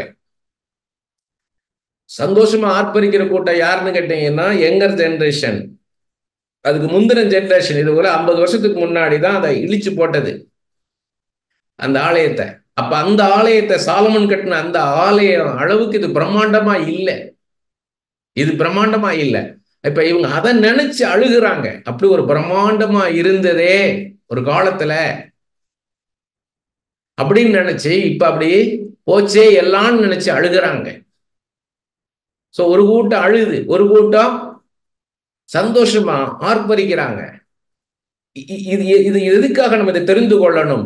இது ஏதோ அழுதாங்க ஏதோ சிரிச்சாங்க அப்படி எடுக்கக்கூடாது. இதை ஜாய் இருந்தது ஒரு பக்கம், இன்னொரு பக்கம் வீப்பிங் இருந்தது. இது எதுக்கு நம்ம தெரிந்து கொள்ளணும் அப்படின்னீங்கன்னா இன்னைக்கும் நம்மளுக்கு அப்படிப்பட்ட உணர்வுகள் இருக்கும்ன்றதுக்காக தான். எல்லா விதமான உணர்வுகளும் நமக்கு உண்டு, நம்ம அதெல்லாம் கடந்துதான் போவோம்ன்றதுக்காகத்தான் இதை ஆண்டு காமிக்கிறாரு.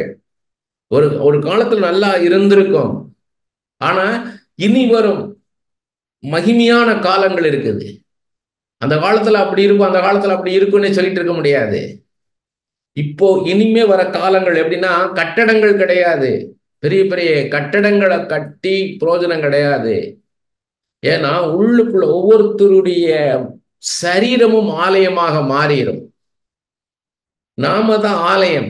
1 கொரிந்தியர் 3:16 சொல்றாரு இல்லையா பவுல், நம்மளுடைய சரீரம்தான் ஆண்டவருடைய ஆலயம், நமக்குள்ளே வாசம் பண்ணுகிறார் அவர். இதுதான் பிந்தின ஆலயத்தின் மகிமை. முந்தின ஆலயத்தின் மகிமைன்றது கட்டடம், அவ்வளவுதான். அந்த கட்டடத்துக்குள்ள நீங்க இருந்தாலும் ஆனா உங்களுக்குள்ள ஆண்டவர் இருக்கிறாரா? கிடையாது. ஆனா இப்ப கட்டடம் கிடையாது, ஆனா நாமே ஆலயம், நடமாடும் ஆலயம். எல்லாருமே ஆலயமாக ஆகிருவோம். எப்படி இருக்கு யோசித்து பாருங்க. ஒவ்வொருத்தருக்குள்ளேயும் மாம்சமான யாவருக்குள்ளும் அவர் இருப்பார். அவருடைய மகிமை வெளியரங்கமாகும். அதை மாம்சமான யாவருடைய கண்களும் காணும். சொல்றார் இல்லையா, எல்லாரும் தீர்க்க தரிசனம் சொல்லுவாங்க. மாம்சமான யாவர் மீது என் ஆவியை ஊற்றுவேன். நீங்க தீர்க்க தரிசனம் சொல்லுவீங்க, தரிசனம் பார்ப்பீங்க, சொப்பனம் பார்ப்பீங்க சொல்றாரு. வாலிபர்கள், இளைஞர்கள், சிறு பிள்ளைகள், பெரியவங்க எல்லாரையும் சொல்றாரு. எல்லார் மீது என் ஆவியை ஊற்றுவேன். எல்லாரையும் ஆண்டவர் எழுப்ப போறாரு. எல்லாருமே எழும்ப போறாங்க. ஆச்சரியமா இருக்கும் உங்களுக்கு பாக்குறதுக்கு. ஊழியம் ஒரு சிலர் கையில இருந்து பிடுங்கப்பட்டு எல்லார் கையிலும் கொடுக்க போறாரு. இவங்கதான் ஊழியம் பண்ணலாம், அவங்கதான் ஊழியம் பண்ணலாம் கிடையாது, கிடையாது. எல்லாரும் அது அந்த அந்த அது எல்லார் மத்தியிலும் கடந்து வராரு ஆண்டவர். எல்லா மத்தியும் கடந்து வராரு. புறஜாதிகளுக்கு நான் தேவன் அல்லவான்னு சொல்லி, யூதருக்கு மாத்திரம் அல்ல புறஜாதிகளுக்கு நான் தேவன் சொல்லி. அதனால நம்ம அதுக்கு ரெடியா இருக்கணும். இதுல கீ வேர்ஸ் எதுன்னு கேட்டீங்கன்னா, நான் ஏற்கனவே சொன்னேன், 7ஆம் அதிகாரம் 10வது வசனம். கர்த்தருடைய வேதத்தை ஆராயவும் அதன்படி செய்யவும் இஸ்ரவேலிலே கட்டளைகளையும் நீதி நியாயங்களை உபதேசிக்கவும் எஸ்ரா தன் இருதயத்தை பக்குவப்படுத்தி இருந்தான். இதுதான் கீ வேர்ஸ். இதுல நிறைய அப்போசிஷன் வருது, லோக்கல் பீப்புள்கிட்ட இருந்து எதிர்ப்பு வருது. அதுக்கப்புறம் நிறைய இவரை பத்தி தப்பான காரியங்களை சொல்றாங்க, இதெல்லாம் வருது. இதெல்லாமே இருக்குது. பாத்தீங்கன்னா 4ஆம் அதிகாரம் 4வது வசனம் பாருங்க.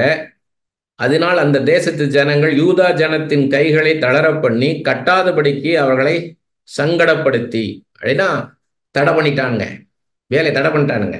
அடுத்த 5வது வசனம். பெர்சியாவின் ராஜாவாகிய கோரேசின் காலம் முழுவதும் தரியு என்னும் பெர்சியா ராஜா அரசாண்ட காலம் மட்டும் அவர்கள் யோசனையை அபத்தமாக்கும்படி அவர்கள் விரோதமாய் ஆலோசனைக்காரருக்கு கைகூலி கட்டினார்கள். ஆப்போசிஷன். 4ஆம் அதிகாரத்துல 6வது வசனத்திலிருந்து 23வது வசனம் வரைக்கும் பார்த்தீங்கன்னா எதிர்ப்புகள். இவங்க ஆலயத்தை கட்ட விடாதபடிக்கு, அந்த செருபாபேல் தலைமையில வந்தவங்க கட்ட விடாதபடிக்கு என்னென்ன தடைகள் உண்டாச்சுன்னு அந்த 6வது வசனம் பாருங்க. 4ஆம் அதிகாரம் 6வது வசனம். அகாஸ்வேரு அரசாளுகிற போது அவனுடைய ராஜ்யபாரத்தின் துவக்கத்திலே யூதாவிலும் எருசலேமிலும் குடியிருக்கிறவர்களுக்கு விரோதமாக பிரியாது எழுதினார்கள். பிரியாதுன்னா அக்யூசேஷன்ஸ்.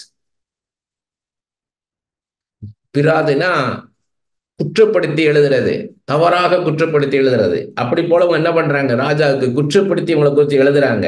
7வது வசனத்துல பாருங்க, அர்தசஷ்டாவின் நாட்களிலும் பிஸ்லாமும் மித்ரேதாத்தும் தபேயலும் மற்றுமுள்ள அவர்கள் வகையராவும் பெர்சியா ராஜாவானிய அர்தசஷ்டாவுக்கு ஒரு மனு எழுதினார்கள். அந்த மனு சீரிய எழுத்திலும் சீரிய பாஷையில் இருந்தது. ராஜாவுக்கு எழுதுறானுங்க. இவங்களுக்கு என்ன, இவங்களுக்கு அப்போஸ் பண்ணி எழுதி எப்படியாவது நிறுத்தணும்ட்டு. பாருங்க 12வது வசனம் பாருங்க. உம்மிடத்திலிருந்து எங்களிடத்திற்கு வந்த யூதர் எருசலேமில் கூடி கலகமும் பொல்லாப்புமான அந்த பட்டணத்திற்கு அஸ்திபாரங்களை இணைத்து அதன் மதில்களை எழுப்பி கட்டுகிறார் என்பது ராஜாவுக்கு அறியலாவதாக. இவங்க பெருசா கட்டுறாங்கன்றான், பொய் சொல்றாங்க. இங்க எல்லாத்தையும் தடை பண்ணி போட்டுட்டு, ஆனா அங்க ராஜாக்கு என்ன எழுதுறாங்க, இவங்க கட்டுறாங்கன்ட்டு எழுதுறாங்க. அடுத்து 13வது வசனத்துல, இப்போதும் இந்த பட்டணம் கட்டப்பட்டு அலங்கங்கள் எடுப்பிருந்தால் அவர்கள் பகுதியையும் தீர்வையும் ஆயத்தையும் கொடுக்க மாட்டார்கள். அதனால் ராஜாக்களின் வருமானத்திற்கு நஷ்டம் வரும் என்று ராஜாவுக்கு அறியலாவதாக.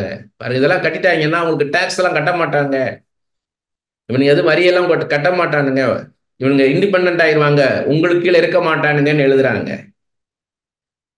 14வது வசனம் பாருங்க, இப்போதும் நாங்கள் அரண்மனை உப்பு தின்கிறபடியினால் ராஜாவுக்கு குறை வர பார்த்துக்கிறது எங்களுக்கு அடாத காரியம்.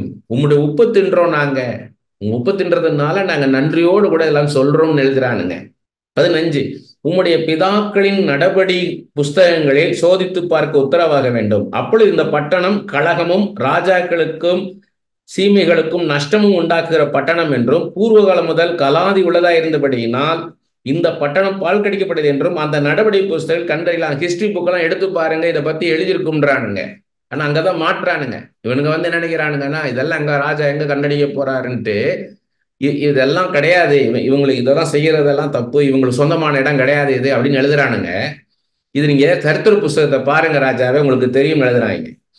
16வது வசனம், ஆகையால் இந்த பட்டணம் கட்டப்பட்டு இதன் அலங்கங்கள் எடுப்பிக்கப்பட்டு தீர்ந்தால் நதிக்கு இப்புறத்திலே உமக்கு ஒன்றும் இராதே போம் என்பதை ராஜாவுக்கு அறியப்படுத்துகிறோம் என்று எழுதி அனுப்பினார். இவங்க எல்லாம் கட்டி இவங்க செட்டில் ஆயிட்டாங்கன்னா உமக்கு அவங்களுக்கு சம்பந்தமே கிடையாது, நீங்க ராஜாவாவே இருக்க முடியாதுன்றானுங்க. அப்பொழுது ராஜா ஆலோசனை தலைவனாகிய ரெகுமுக்கும் கணக்கனாகிய சிம்சாய்க்கும் சமரியாவில் குடியிருக்கிற மற்றும் உள்ள அவர்களுடைய வகைராவுக்கும் நதிக்கு அப்புறத்தில் இருக்கிற மற்றவர்களுக்கும் எழுதி அனுப்பின பிரதியுத்தரமாவது. இப்ப ராஜா உடனே லெட்டர் எழுதுறாரு.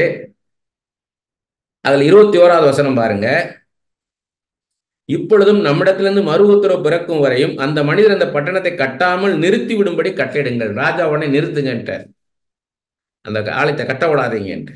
இதிலே நீங்கள் தவறாதபடி எச்சரிக்கையா இருங்கள், ராஜாக்களுக்கு நஷ்டமும் சேதமும் வர வேண்டியது என்ன என்று எழுதி அனுப்பினான்.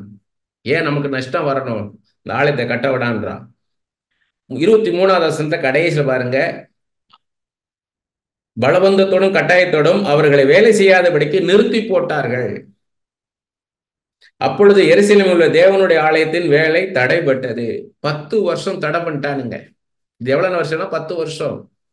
அப்ப அதே மாதிரிதான் ஊழியத்துல இன்னைக்கு ஊழியம் செய்யும் போதும் நமக்கு எதிராக காரியங்கள் எழும்பும், நம்ம ஊழியம் செய்ய விடாதபடிக்கு தடைகள் உண்டாகும். அதையும் மீறிதான் நம்ம ஊழியம் செய்யணும். ஆண்டவரே இயேசு கிறிஸ்து ஊழியம் பண்ணும்போது எளிதாக ஊழியம் செய்யல. அவரு ஒரு பக்கம் வேதபாரங்களோட எதிர்த்து நிற்க வேண்டியிருந்தது, இன்னொரு பக்கம் ஏரோது பிலாத்து இவங்களுக்கு எதிராக நின்றுட்டு இருந்தாங்க, இவங்களும் எதிராக நின்னாங்க. இதுக்கு மத்தியில தான் இயேசு கிறிஸ்து ஊழியம் பண்ணினாரு.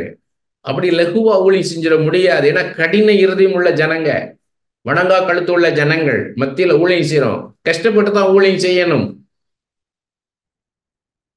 5வது அதிகாரம் 1 வசனம் பாருங்க. முதல் 2 வசனங்கள் ரொம்ப முக்கியமானது. அப்பொழுது ஆகாய் தீர்க்கதரிசியும் இத்தோவின் குமாரனாகிய சகரியா என்னும் தீர்க்கதரிசியும் யூதாவிலும் எருசலேமிலுள்ள யூதருக்கு இஸ்ரவேல் தேவனின் நாமத்திலே தீர்க்க தரிசனம் சொன்னார்கள். இப்ப 2 பேர் வராங்க, ஆகாயும் சகரியா, 2 தீர்க்கதரிசிகள் வந்து என்ன பண்றாங்கன்னா இப்ப இவங்களுக்கு தீர்க்க தரிசனம் சொல்றாங்க. அப்பொழுது செயல்தியலின் குமாரனாகிய செருபாபேலும் யோசதாக்கின் குமாரனாகிய யெசுவாவும் எழும்பி எருசலேமில் தேவனுடைய ஆலயத்தை கட்ட தொடங்கினார்கள். அவர்களுக்கு திடன் சொல்ல தேவனுடைய தீர்க்கதரிசிகளும் இருந்தார்கள். அப்ப இவங்க 2 பேரும் வந்து அந்த சோர்ந்து போன ஜனங்கள் தடைபட்டு நின்னதை இவங்க சொல்லி உற்சாகப்படுத்தி இவங்க சொல்றாங்க, ஆண்டவர் சொன்னதெல்லாம் சொல்லி அவங்கள திடப்படுத்தி கட்ட வைக்கிறாங்க. இதுதான் தீர்க்கதரிசிகளுக்கானது. இதே வசனம் எங்க இருக்குன்னா 6ஆம் அதிகாரம் 14வது வசனத்தை சொல்றாரு பாருங்க. அப்படியே யூதரின் மூப்பர் கட்டினார்கள். தீர்க்கதரிசியாகிய ஆகாயும் இத்தோவின் குமாரனாகிய சகரியாவும் தீர்க்க தரிசனம் சொல்லி வந்தபடினால் அவர்களுடைய காரியம் கைகூடி வந்தது. அதுக்கு தான் ப்ராஃபட்ஸ்.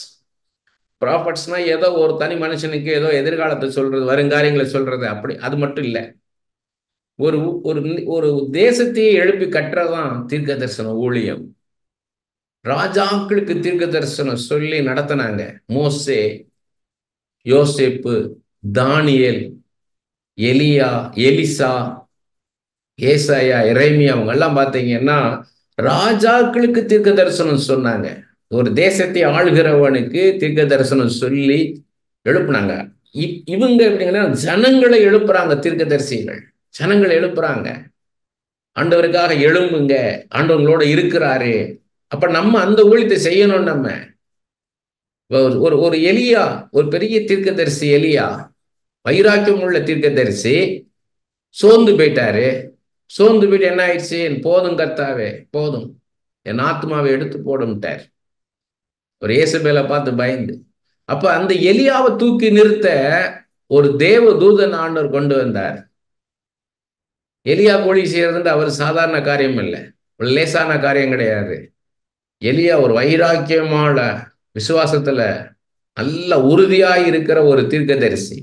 அப்பேற்பட்ட தீர்க்கதரிசியே சோர்ந்து போயிட்டாருன்னா அப்ப அவரை தூக்கி நிறுத்த அதை விட பலசாலியான ஒரு ஊழியக்காரன் வேணும். அதை விட பலசாலியான ஒரு அபிஷேகம் வேணும். ஒரு பலத்த அபிஷேகம், ஒரு பலத்த வல்லமை வேணும். அப்படி இருந்தா தான் அந்த எலியாக்களை தூக்கி நிறுத்த முடியும். மோசே சோர்ந்து போயிட்டாரு. முதல்ல எல்லாம் நான் அழிச்சிடறேன், நீ தள்ளிக்க மோசே, நீ விட்டுரு, இவங்களெல்லாம் அழிச்சிடறேன், உனக்கு ஒரு பெரிய சந்ததியை கொண்டாந்துடுறேன்னு. அப்ப எல்லாம் அவர் அழிக்காதீங்க ஆண்டவரேன்னு. ஒரு ஸ்டேஜ் வரும்போது மோசே சோர்ந்துட்டாரு. இவங்களால நானா பெத்தேன், நானா அவங்களால தூக்கி சுமக்க முடியும், என்னால சுமக்க முடியாதுன்ட்டு சோர்ந்துட்டாரு. அப்படி போல ஊழியத்துல சோர்ந்து போறவங்களுக்கு ஊழியம் செய்யக்கூடிய வல்லமையை நமக்கு தருவாரு. இரட்டத்தனையான வல்லமை வரும். அப்படிப்பட்ட சோர்ந்து போனா எலியாக்களையும் மோசைகளையும் நீங்க தூக்கி நிறுத்துனீங்க, நீங்க முயற்சி செஞ்சீங்கன்னா நீங்க போய் உங்களுக்கு இரட்டத்தனையான வல்லமை ஆண்டவர் கொடுப்பார். கொடுத்தாங்க அங்க வந்து தூக்கி நிறுத்துவார். ஒரு டிவைன் பவர், ஒரு தெய்வீக வல்லமை. உங்க பேசும்போதே அது வல்லமையுள்ள வார்த்தையாக வரும். ஒரு சாதாரண வார்த்தையா இருக்காது, வல்லமையுள்ள வார்த்தையா இருக்கும். ரொம்ப எளிது, ரொம்ப எளிது. அவங்களுக்காக அதிகமாக நீங்க பாரப்பட்டு சின்சியரா ஜெபிக்கணும். ஆண்டவரே, நான் என்ன சொல்லி ஜெபிக்கணும் சொல்லுங்கப்பா. நீங்களா அசீவ் பண்ணக்கூடாது. நிறைய பேரை நான் பார்க்கிறேன், அசம்ஷன்ல போறாங்க. இப்படித்தான் ஆண்டவர் நடத்துவார், இப்படிதான் செய்வார்னு இவங்களும் அசீவ் பண்றாங்க. அசீவ் பண்ணக்கூடாது. அதுக்கு எப்படி பிராக்டிஸ் பண்ணணும் கேட்டீங்கன்னா, இப்ப நீங்க தனி ஜபத்தில் ஆண்டவர் பேசிக்கிட்டே வர்றாரு.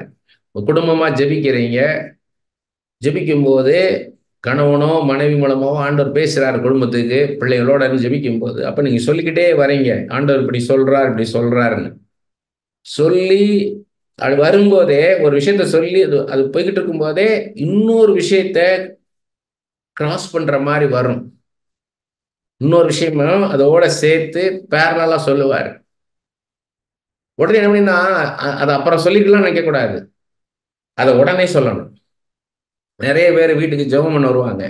ஜெபம் பண்ண வரும்போது அவங்களுக்காக நான் ஆண்டவர் என்ன சொல்றாருன்னு சொல்லும் போது நான் சொல்லி முடிச்சு ஜெபிச்சு முடிச்சிருவேன். முடிச்ச பிறகு ஆண்டவர் சில காரியங்களை எனக்கு உணர்த்துவார். அதையும் உடனே சொல்லிடுவேன். உடனே உடனே உடனே உடனே அதை டெலிவரி பண்ணி பழகணும். நீங்க ஆண்டவர் சொல்றாரா உடனே, ஆனா அதை நிதானிக்கணும். அப்பதான் அந்த கனெக்ஷன் கிடைக்கும். நான் அப்புறம் சொல்லலாம், அப்புறம் சொல்லிக்கிடலாம், அப்புறம் அப்புறம் பார்த்துக்கலாம்னு உடைய போஸ்ட்போன் பண்ணீங்கன்னா உங்களுக்கு அந்த கிரிப்பு கிடைக்காது. ஆண்டவர் சொன்னாருன்னு உடனே எழுதணும். 2 பாயிண்ட் தானே, அப்புறமா எழுதிக்கலாம். ஸ்கிரைப், ஒரு நல்ல ஒரு ஸ்கிரைப், ஒரு எஸ்ரா அப்படின்னு சொல்றாரு. அப்ப அப்புறமா பார்த்துக்கலான்னு கேட்டீங்கன்னா அப்படி ஒவ்வொன்றும் அப்படியே ஸ்லிப் ஆகிட்டே போயிடும். ஒரு காரியத்தை சொல்றாரா உடனே அந்த காரியத்துல ஒரு ஒரு ஒரு நூல்ல பாசி கோத்த மாதிரி ஒவ்வொன்றா கொடுப்பாரு. கொடுக்க கொடுக்க என்ன பண்ணணும்னா நீங்க அப்படியே வாங்கிக்கிட்டே வரணும். அது சேர்த்துக்கிட்டே வந்தீங்கன்னா தான் உங்களுக்கு அந்த கம்யூனிகேஷன் கிடைக்கும். இல்லைன்னா அந்த கம்யூனிகேஷன் உங்களுக்கு கிடைக்காது. ரொம்ப கவனமா இருக்கணும் அதுல. 5வது வசனம் பாருங்க. எஸ்றா 5ஆம் அதிகாரம் 5வது வசனத்துல, ஆனாலும் இந்த செய்தி தரிவினத்துக்கு போய் எட்டுகிற வரைக்கும் இவர்கள் யூதருடைய மூப்பரின் வேலையை தடுக்காதபடிக்கு அவர்களுடைய தேவனின் கண் அவர்கள் மேல் வைக்கப்பட்டிருந்தது. அப்போ ஒரு காரியத்துக்காக நீங்க போனீங்கன்னா ஆண்டவர் உங்க மேல அவர் கண்ணை வச்சிருப்பாரு. நீங்க அவருக்காக அவரை பத்தி சொல்லணும் ஒருத்தர்கிட்ட அப்படின்னு போனீங்கன்னா உங்க கூடயே வருவார். அதனாலதான் ஸ்மித் விகில்ஸ்வொர்த், ஓரல் ராபர்ட்ஸ் இவங்கெல்லாம் தைரியமா இறங்கி போய் ஊழியத்தை பண்ணாங்க. ஏன்னா நமக்கு ஆண்டவருக்காக போகும்போது ஆண்டவர் கூட வருவாரு. உங்களுக்கு அவர் நல்ல பாதுகாப்பை தருவாரு, தேவையான வார்த்தைகளை தருவார், அந்த சூழ்நிலை எல்லாத்தையும் அவரு ஆளுக்குள்ள வச்சிருப்பாரு, உங்களை பாதுகாப்பா கொண்டு வருவார். 8வது வசனம் பாருங்க. நாங்கள் யூதர் சீமையில் உள்ள மகா தேவனுடைய ஆலயத்துக்கு போனோம். அது பெருங்கற்களால் கட்டப்படுகிறது. மதிலின் மேல் உத்தரங்கள் பாய்ச்சப்பட்டு அந்த வேலை துரிசாய் நடந்து அவர்களுக்கு கை கூடுகிறது என்று ராஜாவுக்கு தெரியவதாக. ஏதாவது ஒண்ணு ராஜாவுக்கு என்ன பண்ணிக்கிட்டே இருக்காங்க, இவங்க தெரியப்படுத்திக்கிட்டே இருக்கிறானுங்க, ஏதாவது தடை செய்யணும்ட்டு. 11வது வசனம், அவர்கள் எங்களுக்கு பிரதியுத்தரமாக, நாங்கள் பரலோகத்துக்கும் பூலோகத்துக்கும் தேவனாய் இருக்கிறவருக்கு அடியாராயிருந்து இஸ்ரவேலின் பெரிய ராஜா ஒருவன் அநேக வருஷம் முன்பே கட்டி தீர்த்த இந்த ஆலயத்தை நாங்கள் மறுபடியும் கட்டுகிறோம். எங்கள் பிதாக்கள் பரலோகத்தின் தேவனுக்கு கோபமட்டினபடினால் அவர் இவர்களை பாபிலோன் ராஜாவாகிய நேபுகாத்நேச்சர் என்னும் கல்தேயின் கையில் ஒப்பு கொடுத்தார். அவன் இந்த ஆலயத்தை நிர்மூலமாக்கி ஜனத்தை பாபிலோனுக்கு கொண்டு போனான். ஆனாலும் பாபிலோன் ராஜாவாகிய கோரேசின் 1ஆம் வருஷத்திலே கோரேஸ் ராஜானவர் தேவனுடைய இந்த ஆலயத்தை கட்டும்படி கட்டளையிட்டார். நான் சொன்ன காரியம் வருது பாருங்க. நேபுகாத்நேச்சர் எல்லாம் அழிச்சு போட்டு போயிட்டான்.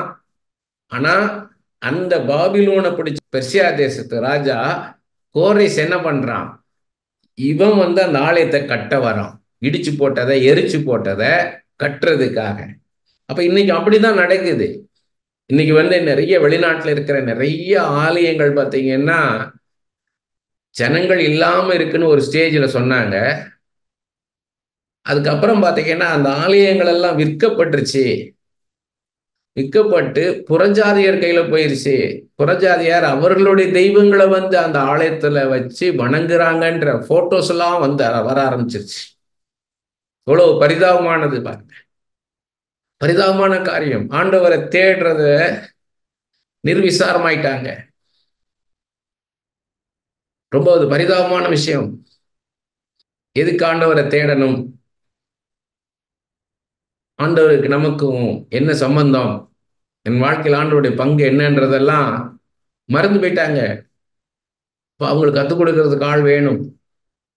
அறுவடை மிகுதி, வேலையாட்கள் குறைவுன்றாரு. அநேகருக்கு ஆண்டவரை பற்றி சொல்ல வேண்டிய காரியங்கள் இருக்குது. அது நீங்களும் நானும் தான் எடுத்து செய்யணும், போகணும்.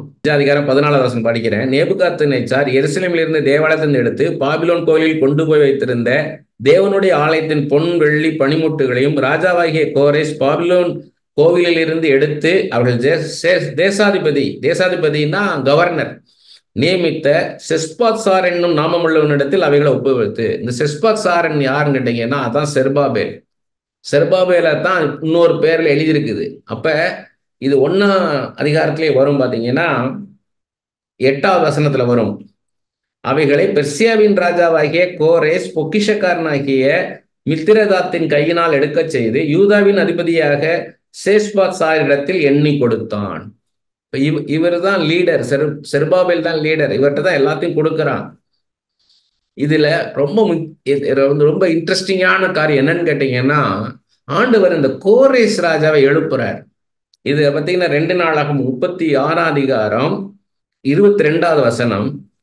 எரேமியாவின் வாயினாலே கர்த்தர் சொன்ன வார்த்தை நிறைவேறும்படி பெர்சியாவின் ராஜாவாகிய கோரேசின் 1ஆம் வருஷத்திலே கர்த்தர் பெர்சியாவின் ராஜாவாகிய கோரேசின் ஆவியை ஏவினதினாலே அவன் பரலோகத்தின் தேவனாகிய கர்த்தர் பூமியின் ராஜ்யங்கள் எல்லாம் எனக்கு தந்தருளி யூதாவில் உள்ள எருசலேமிலே தமக்கு ஆலயத்தை கட்டுவிக்கும்படி எனக்கு கட்டளையிட்டு இருக்கிறார். அவருடைய ஜனங்கள் எல்லாரிலும் எவன் உங்களுக்குள் இருக்கிறானோ அவன் போகட்டும், அவனுடைய தேவனாகிய கர்த்தர் அவனோடு இருப்பாராக என்று பெர்சியாவின் ராஜாகிய கோரேஸ் அறிவிக்கிறார் என்று தன் ராஜ்யம் எங்கும் எழுதி அனுப்பி விளம்பரம் பண்ணினான். எவ்வளவு பெரிய அற்புதம் செய்யறார் பாருங்க ஆண்டவர். இது நமக்கு பேசுறதுங்க ஆண்டவர். ஒரு யூதன் இல்லாத ஒரு கோரேஸ் ராஜாட்ட நேபுகாத்நேச்சார் இந்த பொசிஷன்ல இருக்கிறான். ஆனா இந்த கோரேச வித்தியாசமாக ஆண்டவர் நடத்துறாரு. இந்த கோரேசின் ஆவி ஆண்டவர் ஏவுறாரு, என் ஆலயத்தை கட்டுன்னு. அப்ப இதே போல நம்மளும் எழுப்புவார். இவங்க தான் பண்ணுவாங்க ஊழியம், அவங்க தான் பண்ணுவாங்கல்ல, என்னை கொண்டும் கர்த்தர் ஊழியம் செய்வார்ன்றது தான் அது சொல்றாரு. கோரேச கொண்டு எழுப்புறார். கோரேஸ் எழுப்புறார். ஃபர்ஸ்ட் யூதன் அல்லாத ஒருத்தனை எழுப்புறாரு. 12 கோத்திரத்துல பாத்தீங்கன்னா யூதா பென்னிமின் கோத்திரம் மாத்திரம்தான் அந்த ஆலயத்தை கட்டுறதுக்கு வராங்க. 12 கோத்திரத்துல மீதி 10 கோத்திரம் வரல. அதுல இருக்கு பாருங்க, 5வது வசனத்துல இருக்கு பாருங்க, எஸ்ரா 1:5. அப்பொழுது எருசலேமில் உள்ள கர்த்தருடைய ஆலயத்தை கட்டுகிறதுக்கு போகும்படி யூதா பென்னிமின் வம்சங்களின் தலைவரும் ஆசாரியரும் லேவியரும் அன்றி எவர்கள் ஆவிய தேவன் ஏவினாரோ அவர்கள் எல்லாரும் எழுப்பினார்கள். அப்ப யாரை எழுப்புவார்னு சொல்ல முடியாது ஆண்டவர், யாரை கொண்டு ஊழியத்தை செய்வார்னு சொல்ல முடியாது. இப்ப இது பெரிய நம்மளுக்கு ஒரு பெரிய உற்சாகத்தை தருது. என்னன்னு கேட்டீங்கன்னா, நமக்கு இவர் ஆதரவா இருப்பாரு, இந்த அரசியல் தலைவர் நம்மளுக்கு ஆதரவா இருப்பார், அவர் ஆதரவா இருப்பார்ல. நம்ம யாருன்னு எதிர்பார்க்காத ஆளு, நம்மளை எதிர்த்து நிற்கிறவரே நமக்கு ஆதரவா ஆண்டவர் எழுப்பி கொண்டு வருவார்ன்றதுதான் இதான் காரியம். ஆண்டவர் அதே திரும்ப எஸ்ரா 1:1 திரும்ப சொல்றாரு பாருங்க, எரேமியாவின் வாயினாலே கர்த்தர் சொன்ன வார்த்தை நிறைவேறும்படி பெர்சியாவின் ராஜாவாகிய கோரேசுடைய 1ஆம் வருஷத்திலே கர்த்தர் பெர்சியாவின் ராஜாவாகிய கோரேசின் ஆவி ஏவினதினாலே அவன் பரலோகத்தின் தேவனாகிய கர்த்தர் பூமியின் ராஜ்யங்கள் எல்லாம் எனக்கு தந்தருளி யூதாவில் உள்ள எருசலேமில் தமக்கு ஆலயத்தை கட்டும்படி எனக்கு கட்டளையிட்டு இருக்கிறார். ஆண்டவர் அவர் ஊழியத்தை செய்ய என்னை உதவி செய்ய சொல்லியிருக்கிறார். ஒருத்தர் எழும்ப போறான், யாருமே எதிர்பார்க்காத ஒருத்தர் எழும்பி வர போறான். அதான் தீர்க்க தரிசனம் சொல்றாரு. இது ஏசாயா 44:28 பாருங்க. கோரேசை குறித்து, அவன் என் மேய்ப்பன், அவன் எருசலேமை நோக்கி நீ கட்டப்படு என்றும் தேவாலயத்தை நோக்கி நீ அஸ்திபாரப்படு என்றும் சொல்லி எனக்கு பிரியமானதெல்லாம் நிறைவேற்றுவான் என்று சொல்லுகிறவர் நான். அப்ப முதல்லயே ஏசாயா தீர்க்கதரிசி மூலமா ஆண்டவர் ப்ராஃபஸியா சொல்லிட்டார், தீர்க்க தரிசனமா, கோரேசை நான் எழுப்புவேன், இந்த ஆலயம் கட்டப்படும், இது இடிக்கப்படும், தரமட்டமாக்கப்படும், அக்னியால சுட்டெரிக்கப்படும், இதுல இருக்கிற பொண்ணு வெள்ளி இதெல்லாம் எடுத்துட்டு நேபுகாத்நேச்சார் கொண்டு போயிடுவான். அதுக்கப்புறம் அதுலயே ஒருத்தனை கோரேசை கொண்டு வருவேன், அவன் என்னுடைய ஆலயத்தை கட்டுவான்றத சொல்றாரு. அதே இது ஏசாயா 45:1 படிக்கிறேன் பாருங்க. கர்த்தராகிய நான் அபிஷேகம் பண்ணின கோரேசுக்கு முன்பாக ஜாதிகளை கீழ்ப்படுத்தி ராஜாக்களின் இடைக்கட்டுகளை அவிழ்க்கும்படிக்கும் அவனுக்கு முன்பாக வாசல்கள் பூட்டப்படாதிருக்க கதவுகளை திறந்து வைக்கும்படிக்கும் அவனை பார்த்து அவன் வலதுகையை பிடித்து கொண்டு அவனுக்கு சொல்லுகிறதாவது, கர்த்தர் கோரேசை குறித்து சொல்றாரு, நான் உனக்கு முன்னே போய் கோணலாவிலை செவ்வையாக்குவேன், உன்னை பெயர் சொல்லி அழைக்கிற இஸ்ரவேலின் தேவனாகிய கர்த்தர் நானே என்று நீ அறியும்படிக்கு வெண்கல கதவுகளை உடைத்து இருப்பு தாழ்பாள்களை முறித்து அந்த காலத்தில் இருக்கிற பொக்கிஷங்களையும் ஒளிப்படத்தில் இருக்கிற புதையங்களையும் உனக்கு கொடுப்பேன். நான் என் தாசனாகிய யாக்கோபு நிமித்தமும் நான் தெரிந்து கொண்ட இஸ்ரவேலின் நிமித்தமும் நான் உன்னை பெயர் சொல்லி அழைத்து நீ என்னை அறியாதிருந்தும் உனக்கு நாமம் தரித்தேன். என்ன அழகா சொல்லிட்டார் பாருங்க. இது நமக்கு சொல்றது, என்னை கொண்டா கர்த்தர் செய்ய போறாரு அப்படின்னு நினைக்காத, உன்னை கொண்டுதான் செய்ய போறேன், நீ தான் அந்த கோரேஸ், உன்னை நான் எழுப்புவேன்றாரு, உன்னை எழுப்புவேன். பாருங்க, நெகேமியா இருக்கிறாரு, அவரு ஒரு பாட்டு பண்றாரு, எஸ்ரா ஒரு பாட்டு பண்றாரு, யெசுவா ஒரு பாட்டு பண்றாரு, செருபாபேல் ஒரு பாட்டு பண்றாரு. இது ஒரு டீம் ஒர்க்கு. இது எல்லாம் ஒரு தனி மனுஷன் நின்று நிற்கிறது இல்லை. ஆனா ஒருத்தர் தலைமை ஒருத்தர் ஏத்துக்கிறாங்க. செருபாபேல் தலைமையை எடுக்கும் போது எல்லாரும் அதுக்கு இடம் கொடுக்கறாங்க.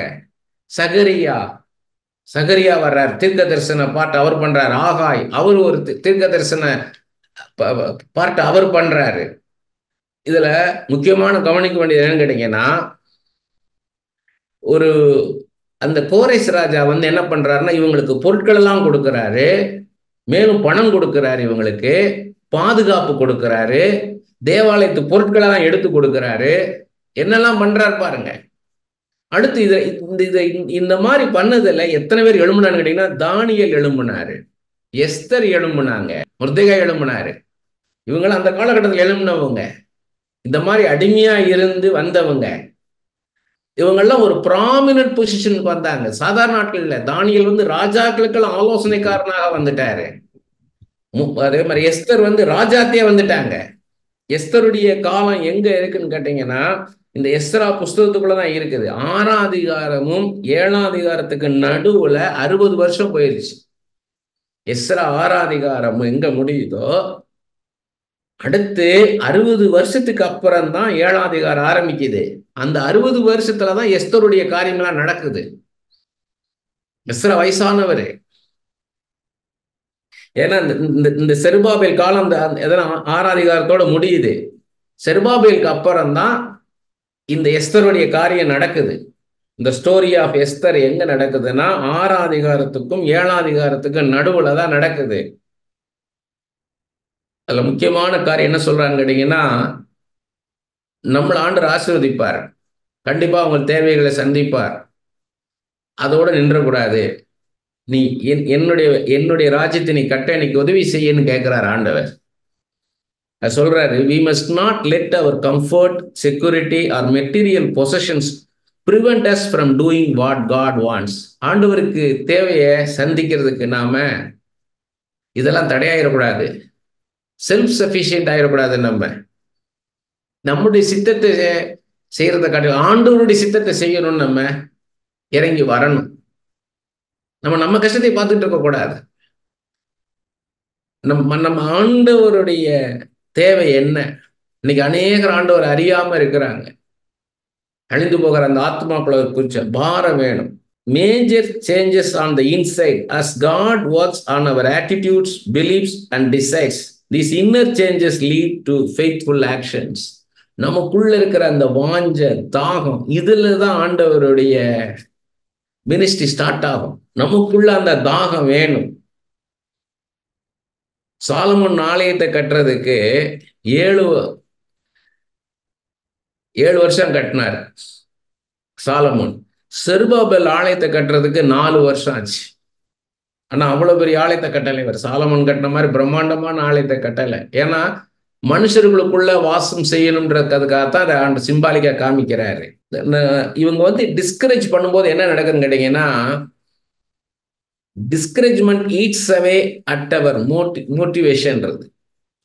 நமக்குள்ள இருக்கிற அந்த வாஞ்ச அந்த வேகத்தை வந்து மற்றவங்க வந்து என்ன பண்ணிடுவாங்கன்னா, நம்மளை அந்த உற்சாகத்தை இழக்கும்படியா செய்வாங்க. அதுக்கப்புறம் என்ன ஆகும்னா, நமக்குள்ள ஒரு பயம் என்ன கேட்டீங்கன்னா, ஒரு இந்த பயம் வரக்கூடாது. ஐயோ, நான் போய் தீர்க்கதரிசனம் சொல்ல முடியுமா? பைபிள்ல இருந்து ஏதாவது கேட்டா நான் ஏதாவது சொல்ல முடியுமா? ஆண்டவரே இல்லைன்றவங்க, ஆண்டவரே கிடையாது அப்படின்னு சொல்றவங்க மத்தியில நான் என்ன போய் பேச போறேன்? ஏதாவது அவங்க இதிகாசங்கள்ல நல்ல பிரமாண்டமா படிச்சு வச்சிருப்பாங்க, ஆழமா படிச்சு வச்சிருப்பாங்க. அவங்க பைபிள்ல அப்படியே என்ன இருக்குன்னு கேட்டா நான் பைபிள்ல என்னத்த சொல்லுவேன்? அப்படிலாம் பயப்படக்கூடாது. இந்த பயம் என்ன ஆயிருன்னு கேட்டீங்கன்னா, உங்களை பேரலைஸ் பண்ணிடும், எதையுமே செய்ய விடாம பண்ணிடும். முதல்ல உங்க மன உற்சாகத்தை இழந்துடக்கூடாது. ஒரு நாள் மன உற்சாகத்தை இழந்துடக்கூடாது. நீங்க ஏதோ ஒரு ஒரு ஒரு ஜெபம் பண்றீங்க, எங்கேயோ ஒரு இடத்துல போய் ஜெபம் பண்ண சொல்றாங்க, இல்லை ஏதோ ஒரு இடத்துல ஒரு பாட்டு பாட சொல்றாங்க. காணிக்கை பாட்டு தானே, காணிக்கைக்காக ஒரு பாட்டு பாடுங்கன்னா காணிக்கை பாட்டு தானே, ஏதோ 2 நிமிஷம் 3 நிமிஷம் ஒரு பாட்டு தான் அப்படி நினைக்கப்படாது. நீங்க இல்ல, நீங்க எப்பயுமே நீங்க உங்க ஆவியில அனலாவே இருக்கணும். எனக்கு எப்ப ஆப்பர்ச்சுனிட்டி கொடுத்தாலும் ஒரு ஃபயரா இருக்கணும், ஒரு ஃபயரா இருக்கணும். அந்த அந்த எண்ணம் இருந்துகிட்டே இருக்கணும். எப்பவுமே நீங்க ரெடியா இருந்துகிட்டே இருக்கணும். ஏதோ ஒரு கூட்டத்துக்கு போயிருக்கிறீங்க, எந்த நேரமும் நீங்க அழைக்கப்படலாம். ஒரு சென்னையில் உள்ள ஒரு பிரபலமான ஆலயம், இல்ல பெரிய ஆலயம், அது அநேகம் பேர் வரக்கூடிய, அநேக விசுவாசிகள் வரக்கூடிய இடம். அந்த பாஸ்ட் பிரசங்கம் பண்ணிட்டு இருக்கும் போதே பாதியிலே உயிர் போயிடுச்சு. பிரசங்க மேடையில உயிர் போயிடுச்சு. பாதி பிரசங்கத்துல அப்படியே கீழே சரிஞ்சாரு. சரிஞ்ச உடனே அதை சர்ச்சில் இருக்க விசுவாசிகள் இருக்க டாக்டரே வந்து பார்த்தாங்க, பல்ஸ் பார்த்துட்டு முடிஞ்சு போச்சுன்ட்டாங்க. அவரை அவரை கொண்டு போயிட்டாங்க. அவரை அடக்கத்துக்கான இது பண்ணணுன்றக்காக அவரை எடுத்துட்டு போயிட்டாங்க. ஏன்னா சபை நடக்கணும்ட்டு. அதுக்கடுத்து யார் அதை கண்டினியூ பண்றது?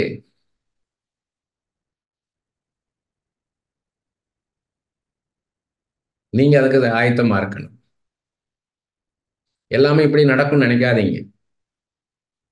உங்க கண்ணு முன்னாடி நடக்கிற காரியங்கள்லாம் டக்கு டக்கு டக்குன்னு மாறும். வேக வேகமாக மாறும்.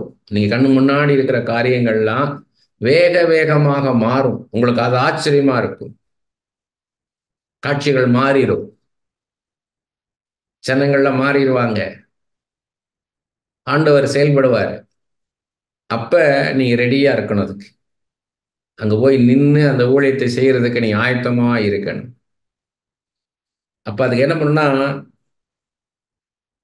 கர்த்தர் என்ன சொன்னார் அப்படி இல்ல, இப்ப என்ன சொல்றார், அதுதான் உங்க கவனமா இருக்கணும்.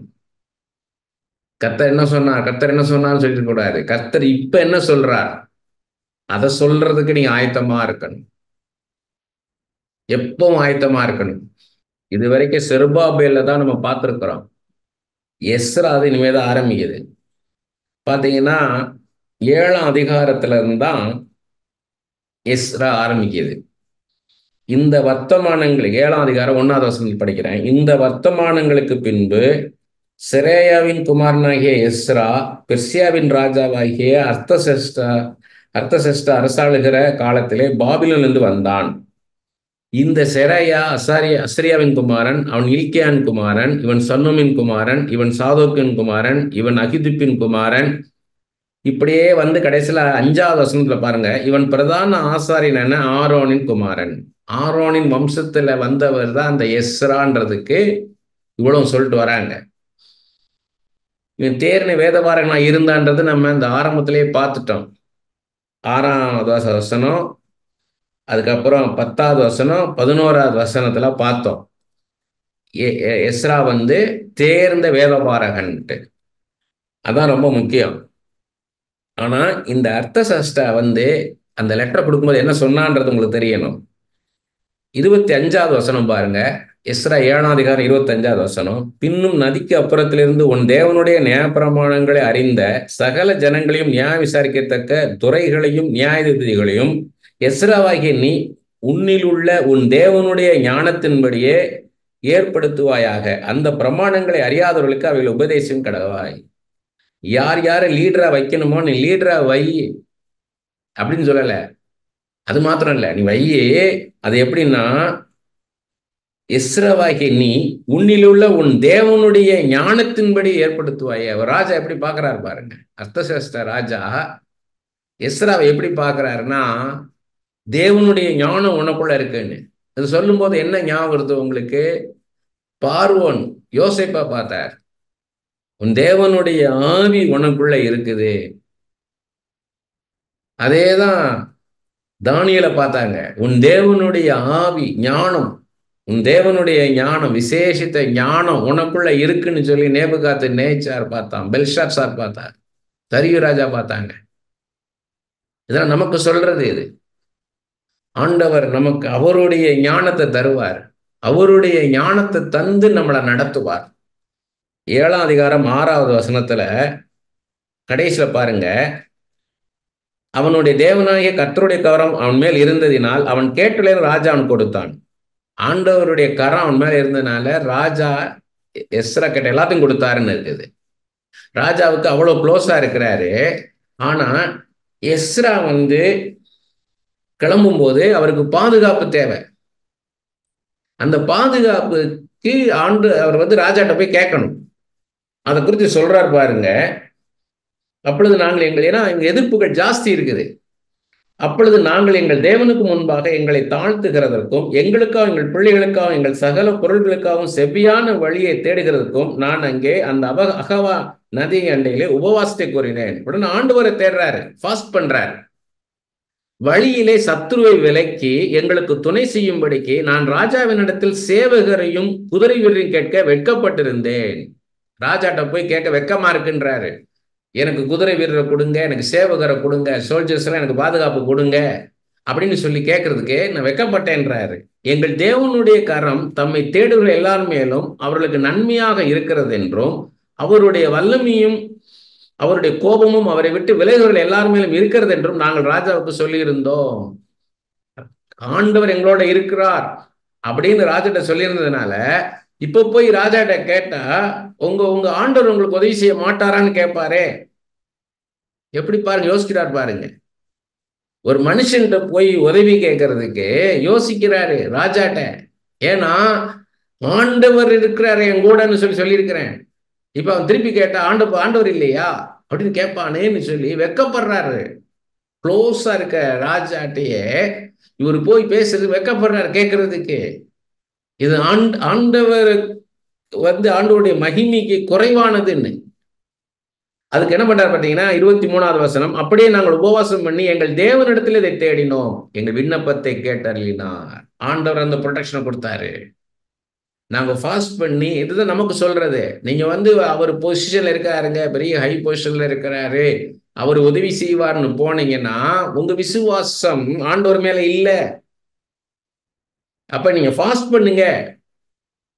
இப்ப நெகேமியா ஞாபகம் வருது. நெகேமியா ராஜாட்ட உதவி கேட்கணும்.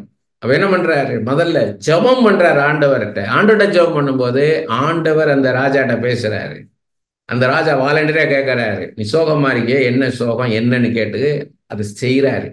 அப்படி போல நம்ம எல்லாமே ஆண்டவர்கிட்ட தான் தேடணும். அப்ப ஆண்டவர்கிட்ட தேடும்போது ஆண்டவர் நீதிமொழிகள் 21:1 சொல்றாரு இல்லையா, ராஜாக்களின் இறுதியும் கர்த்தருடைய கையில் நீர்க்கால்கள் போல் இருக்கிறது, அவர் சித்தத்தின்பதை அதை திருப்புகிறார்.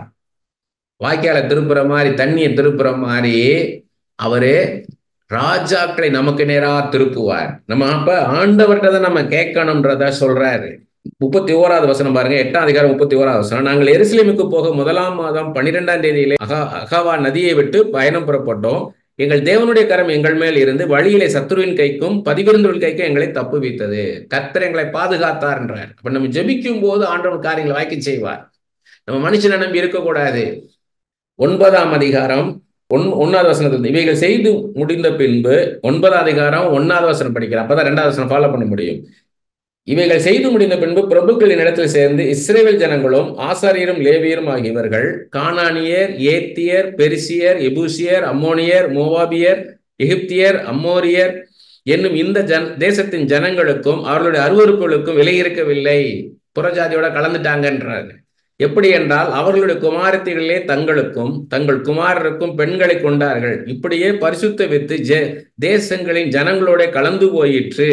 பிரபுக்களின் கையும் அதிகாரிகளின் கையும் இந்த குற்றத்திலே முந்தினதா இருக்கு என்றார்கள். இன்டர் மேரேஜ் பண்ணிட்டாங்க, புறஜாதிகளோடு கூட சம்பந்தம் கலந்துட்டாங்க, பரிசுத்த வித்து போயிருச்சுன்னு சொல்றாங்க. அப்ப இந்த வர்த்தமானத்தை நான் கேட்ட பொழுது என் வஸ்திரத்தையும் என் சால்வையும் நான் கிழித்து என் தலையிலும் என் தாடியும் உள்ள மயிரை பிடுங்கி திகைத்தவனாய் உட்கார்ந்திருந்தேன். துக்கப்படுறாரு எஸ்ரா உடனே. அப்பொழுது சிறையிருப்பிலிருந்து வந்தவர்களுடைய குற்றத்து நிமித்தம் இஸ்ரவேலுடைய தேவனின் வார்த்தைகளுக்கு நடுங்குகிற யாவரும் என்னோட கூடிக்கொண்டார்கள்.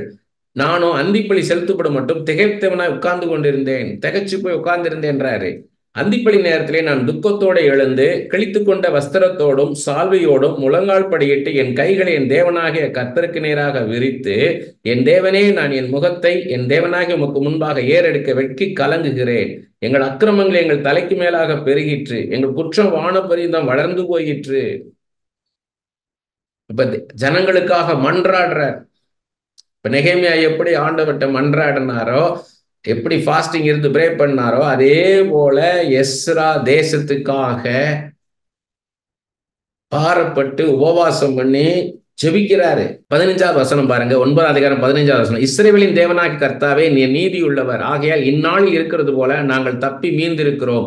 இதோ நாங்கள் உமக்கு முன்பாக குற்றத்திற்குள்ளானவர்கள், இது நிமித்தம் நாங்கள் உமக்கு முன்பாக நிற்கத்தக்கவர்கள் அல்ல என்று பிரார்த்தித்தேன். முன்னாடி நிற்க கூட தகுதியில் ஆண்டவரே அப்படி சொல்லி நான் ஜெபம் பண்ணேன்றாரு. 10ஆம் அதிகாரம் பாருங்க, எஸ்ரா இப்படி விண்ணப்பம் பண்ணி அறிக்கையிட்டு அழுது தேவனுடைய ஆலயத்துக்கு முன்பாக தாழ விழுந்து கிடக்கையில் இஸ்ரவேலில் புருஷரும் ஸ்திரீகளும் பிள்ளைகளும் என மகாபரிய சபை அவனிடத்தில் வந்து கூடிற்று. ஜனங்கள் மிகவும் அழுதார்கள். எஸ்ரா கலங்கி தவிச்சு உபவாசிச்சு ஜெபம் பண்றதை பார்த்து ஜனங்க மனம் திரும்புறாங்க. அவங்க பாவத்தை உணர்ந்து அவங்க வராங்க. பாருங்க 6வது வசனம், 10ஆம் அதிகாரம் 6வது வசனம் பாருங்க. கடைசியில அவன் ஜனங்களுக்காக, அவன் சிறையிருப்பிலிருந்து வந்தவர்களுடைய குற்றத்து நிமித்தம் அப்பம் புசியாமலும் தண்ணீர் குடியாமலும் துக்கித்து கொண்டிருந்தான். சாப்பிடாம கொள்ளாம என்ன பண்றாரு, தண்ணி கூட குடிக்காம ஜனங்களுக்காக துக்கிச்சு கொண்டிருக்கிறாரு. 10வது வசனம், அப்பொழுது ஆசாரியனாகிய எஸ்ரா எழுந்திருந்து அவர்களை நோக்கி, நீங்கள் இஸ்ரவேலின் மேல் இருக்கிற குற்றத்தை அதிகரிக்க பண்ண மறுஜாதியான ஸ்திரீகளை விவாகம் பண்ணினால் பாவம் செய்தீர்கள். இப்பொழுது நீங்கள் உங்கள் பிதாக்களின் தேவனாகிய கர்த்தரிடத்தில் அறிக்கையிட்டு அவருடைய பிரியத்தின்படி செய்து தேசத்தின் ஜனங்களையும் மறுஜாதியான ஸ்திரீகளையும் விட்டு விலகுங்கள் என்றான். அதை சொன்ன உடனே ஜனங்களுக்கு கீழ்ப்படுகிறாங்க. ஜனங்க கீழ்ப்படிஞ்சு என்ன பண்றாங்கன்னா, அவங்க எல்லாம் அது பிரிஞ்சு வராங்க. இனிமே அப்படி நாங்க செய்ய மாட்டோம், இனி நாங்க புறஜாதியரோட நாங்க கலக்க மாட்டோம், நாங்கள் பரிசுத்த தெய்வத்தை, ஒரே தெய்வம் இவர்தான், இவரைத்தான் நாங்க வணங்குவோம், விக்கிரகங்களை நாங்க வணங்க மாட்டோம்னு பிரிஞ்சு வராங்க. இதுதான் எஸ்ரா செஞ்ச காரியம். இப்ப இது சுருக்கமா சொல்லணும்னு கேட்டீங்கன்னா, நீங்க குறிச்சு வச்சுக்கோங்க. எப்படின்னா, எஸ்ரா 1ஆம் அதிகாரத்துல இருந்து 6வது வசனம் வரைக்கும் செருபாபேல் தலைமையேற்று நடத்தினது. ரீபில்ட் த டெம்பிள், ஆலயத்தை திரும்ப கட்டுறதுக்கான காரியம். 7ஆம் அதிகாரத்துல இருந்து, எஸ்ரா 7ஆம் அதிகாரத்துல இருந்து 10வது அதிகாரம் வரைக்கும் பாத்தீங்கன்னா, restore the people to obedience to the Mosaic law, மோசையின் பிரமாணங்களுக்கு உட்பட்டு நடக்கும்படியாக எஸ்ரா நடத்துறாரு. இதான் 7ஆம் அதிகாரத்துல 10வது வரைக்கும். இதுக்கு அப்புறம் தான் நெகேமியா 1ல இருந்து 6 ரீபில்டிங் த வால், அந்த பட்டணத்து, இந்த ஆலயத்துக்கும் பட்டணத்துக்கும் உள்ள மதிலை எடுத்து கட்டினதுதான், திரும்பவும் கட்டினதுதான் நெகேமியாவுடைய காரியம். நெகேமியா 13ஆம் அதிகாரத்துல ஜனங்களை கட்டி எழுப்புறார் ஸ்பிரிச்சுவலா, எஸ்ராவின் துணையோட. இதான் எஸ்ரா நெகேமியாவோட புஸ்தகம். இது நமக்கு என்னன்னு கேட்டீங்கன்னா, நமக்கு ஊழியம்னா என்னன்றதை குறித்து இதுல பேசுறார் ஆண்டவர். நமக்கு ஊழியம் எப்படி இருக்கும், திரும்பவும் கட்ட போறாரு ஆண்டவர்தான். மறுபடியும் ரீபில்டுன்றாரு. மறுபடியும் கட்ட தொடங்கினார்கள். மறுபடியும் தடை வந்தது, திரும்பவும் கட்டினாங்கிற மாதிரி ஊழியத்துல ஆண்டவர் பல மாற்றங்களை உண்டாக்க போறார். இதுல தலைவர்கள் உண்டு.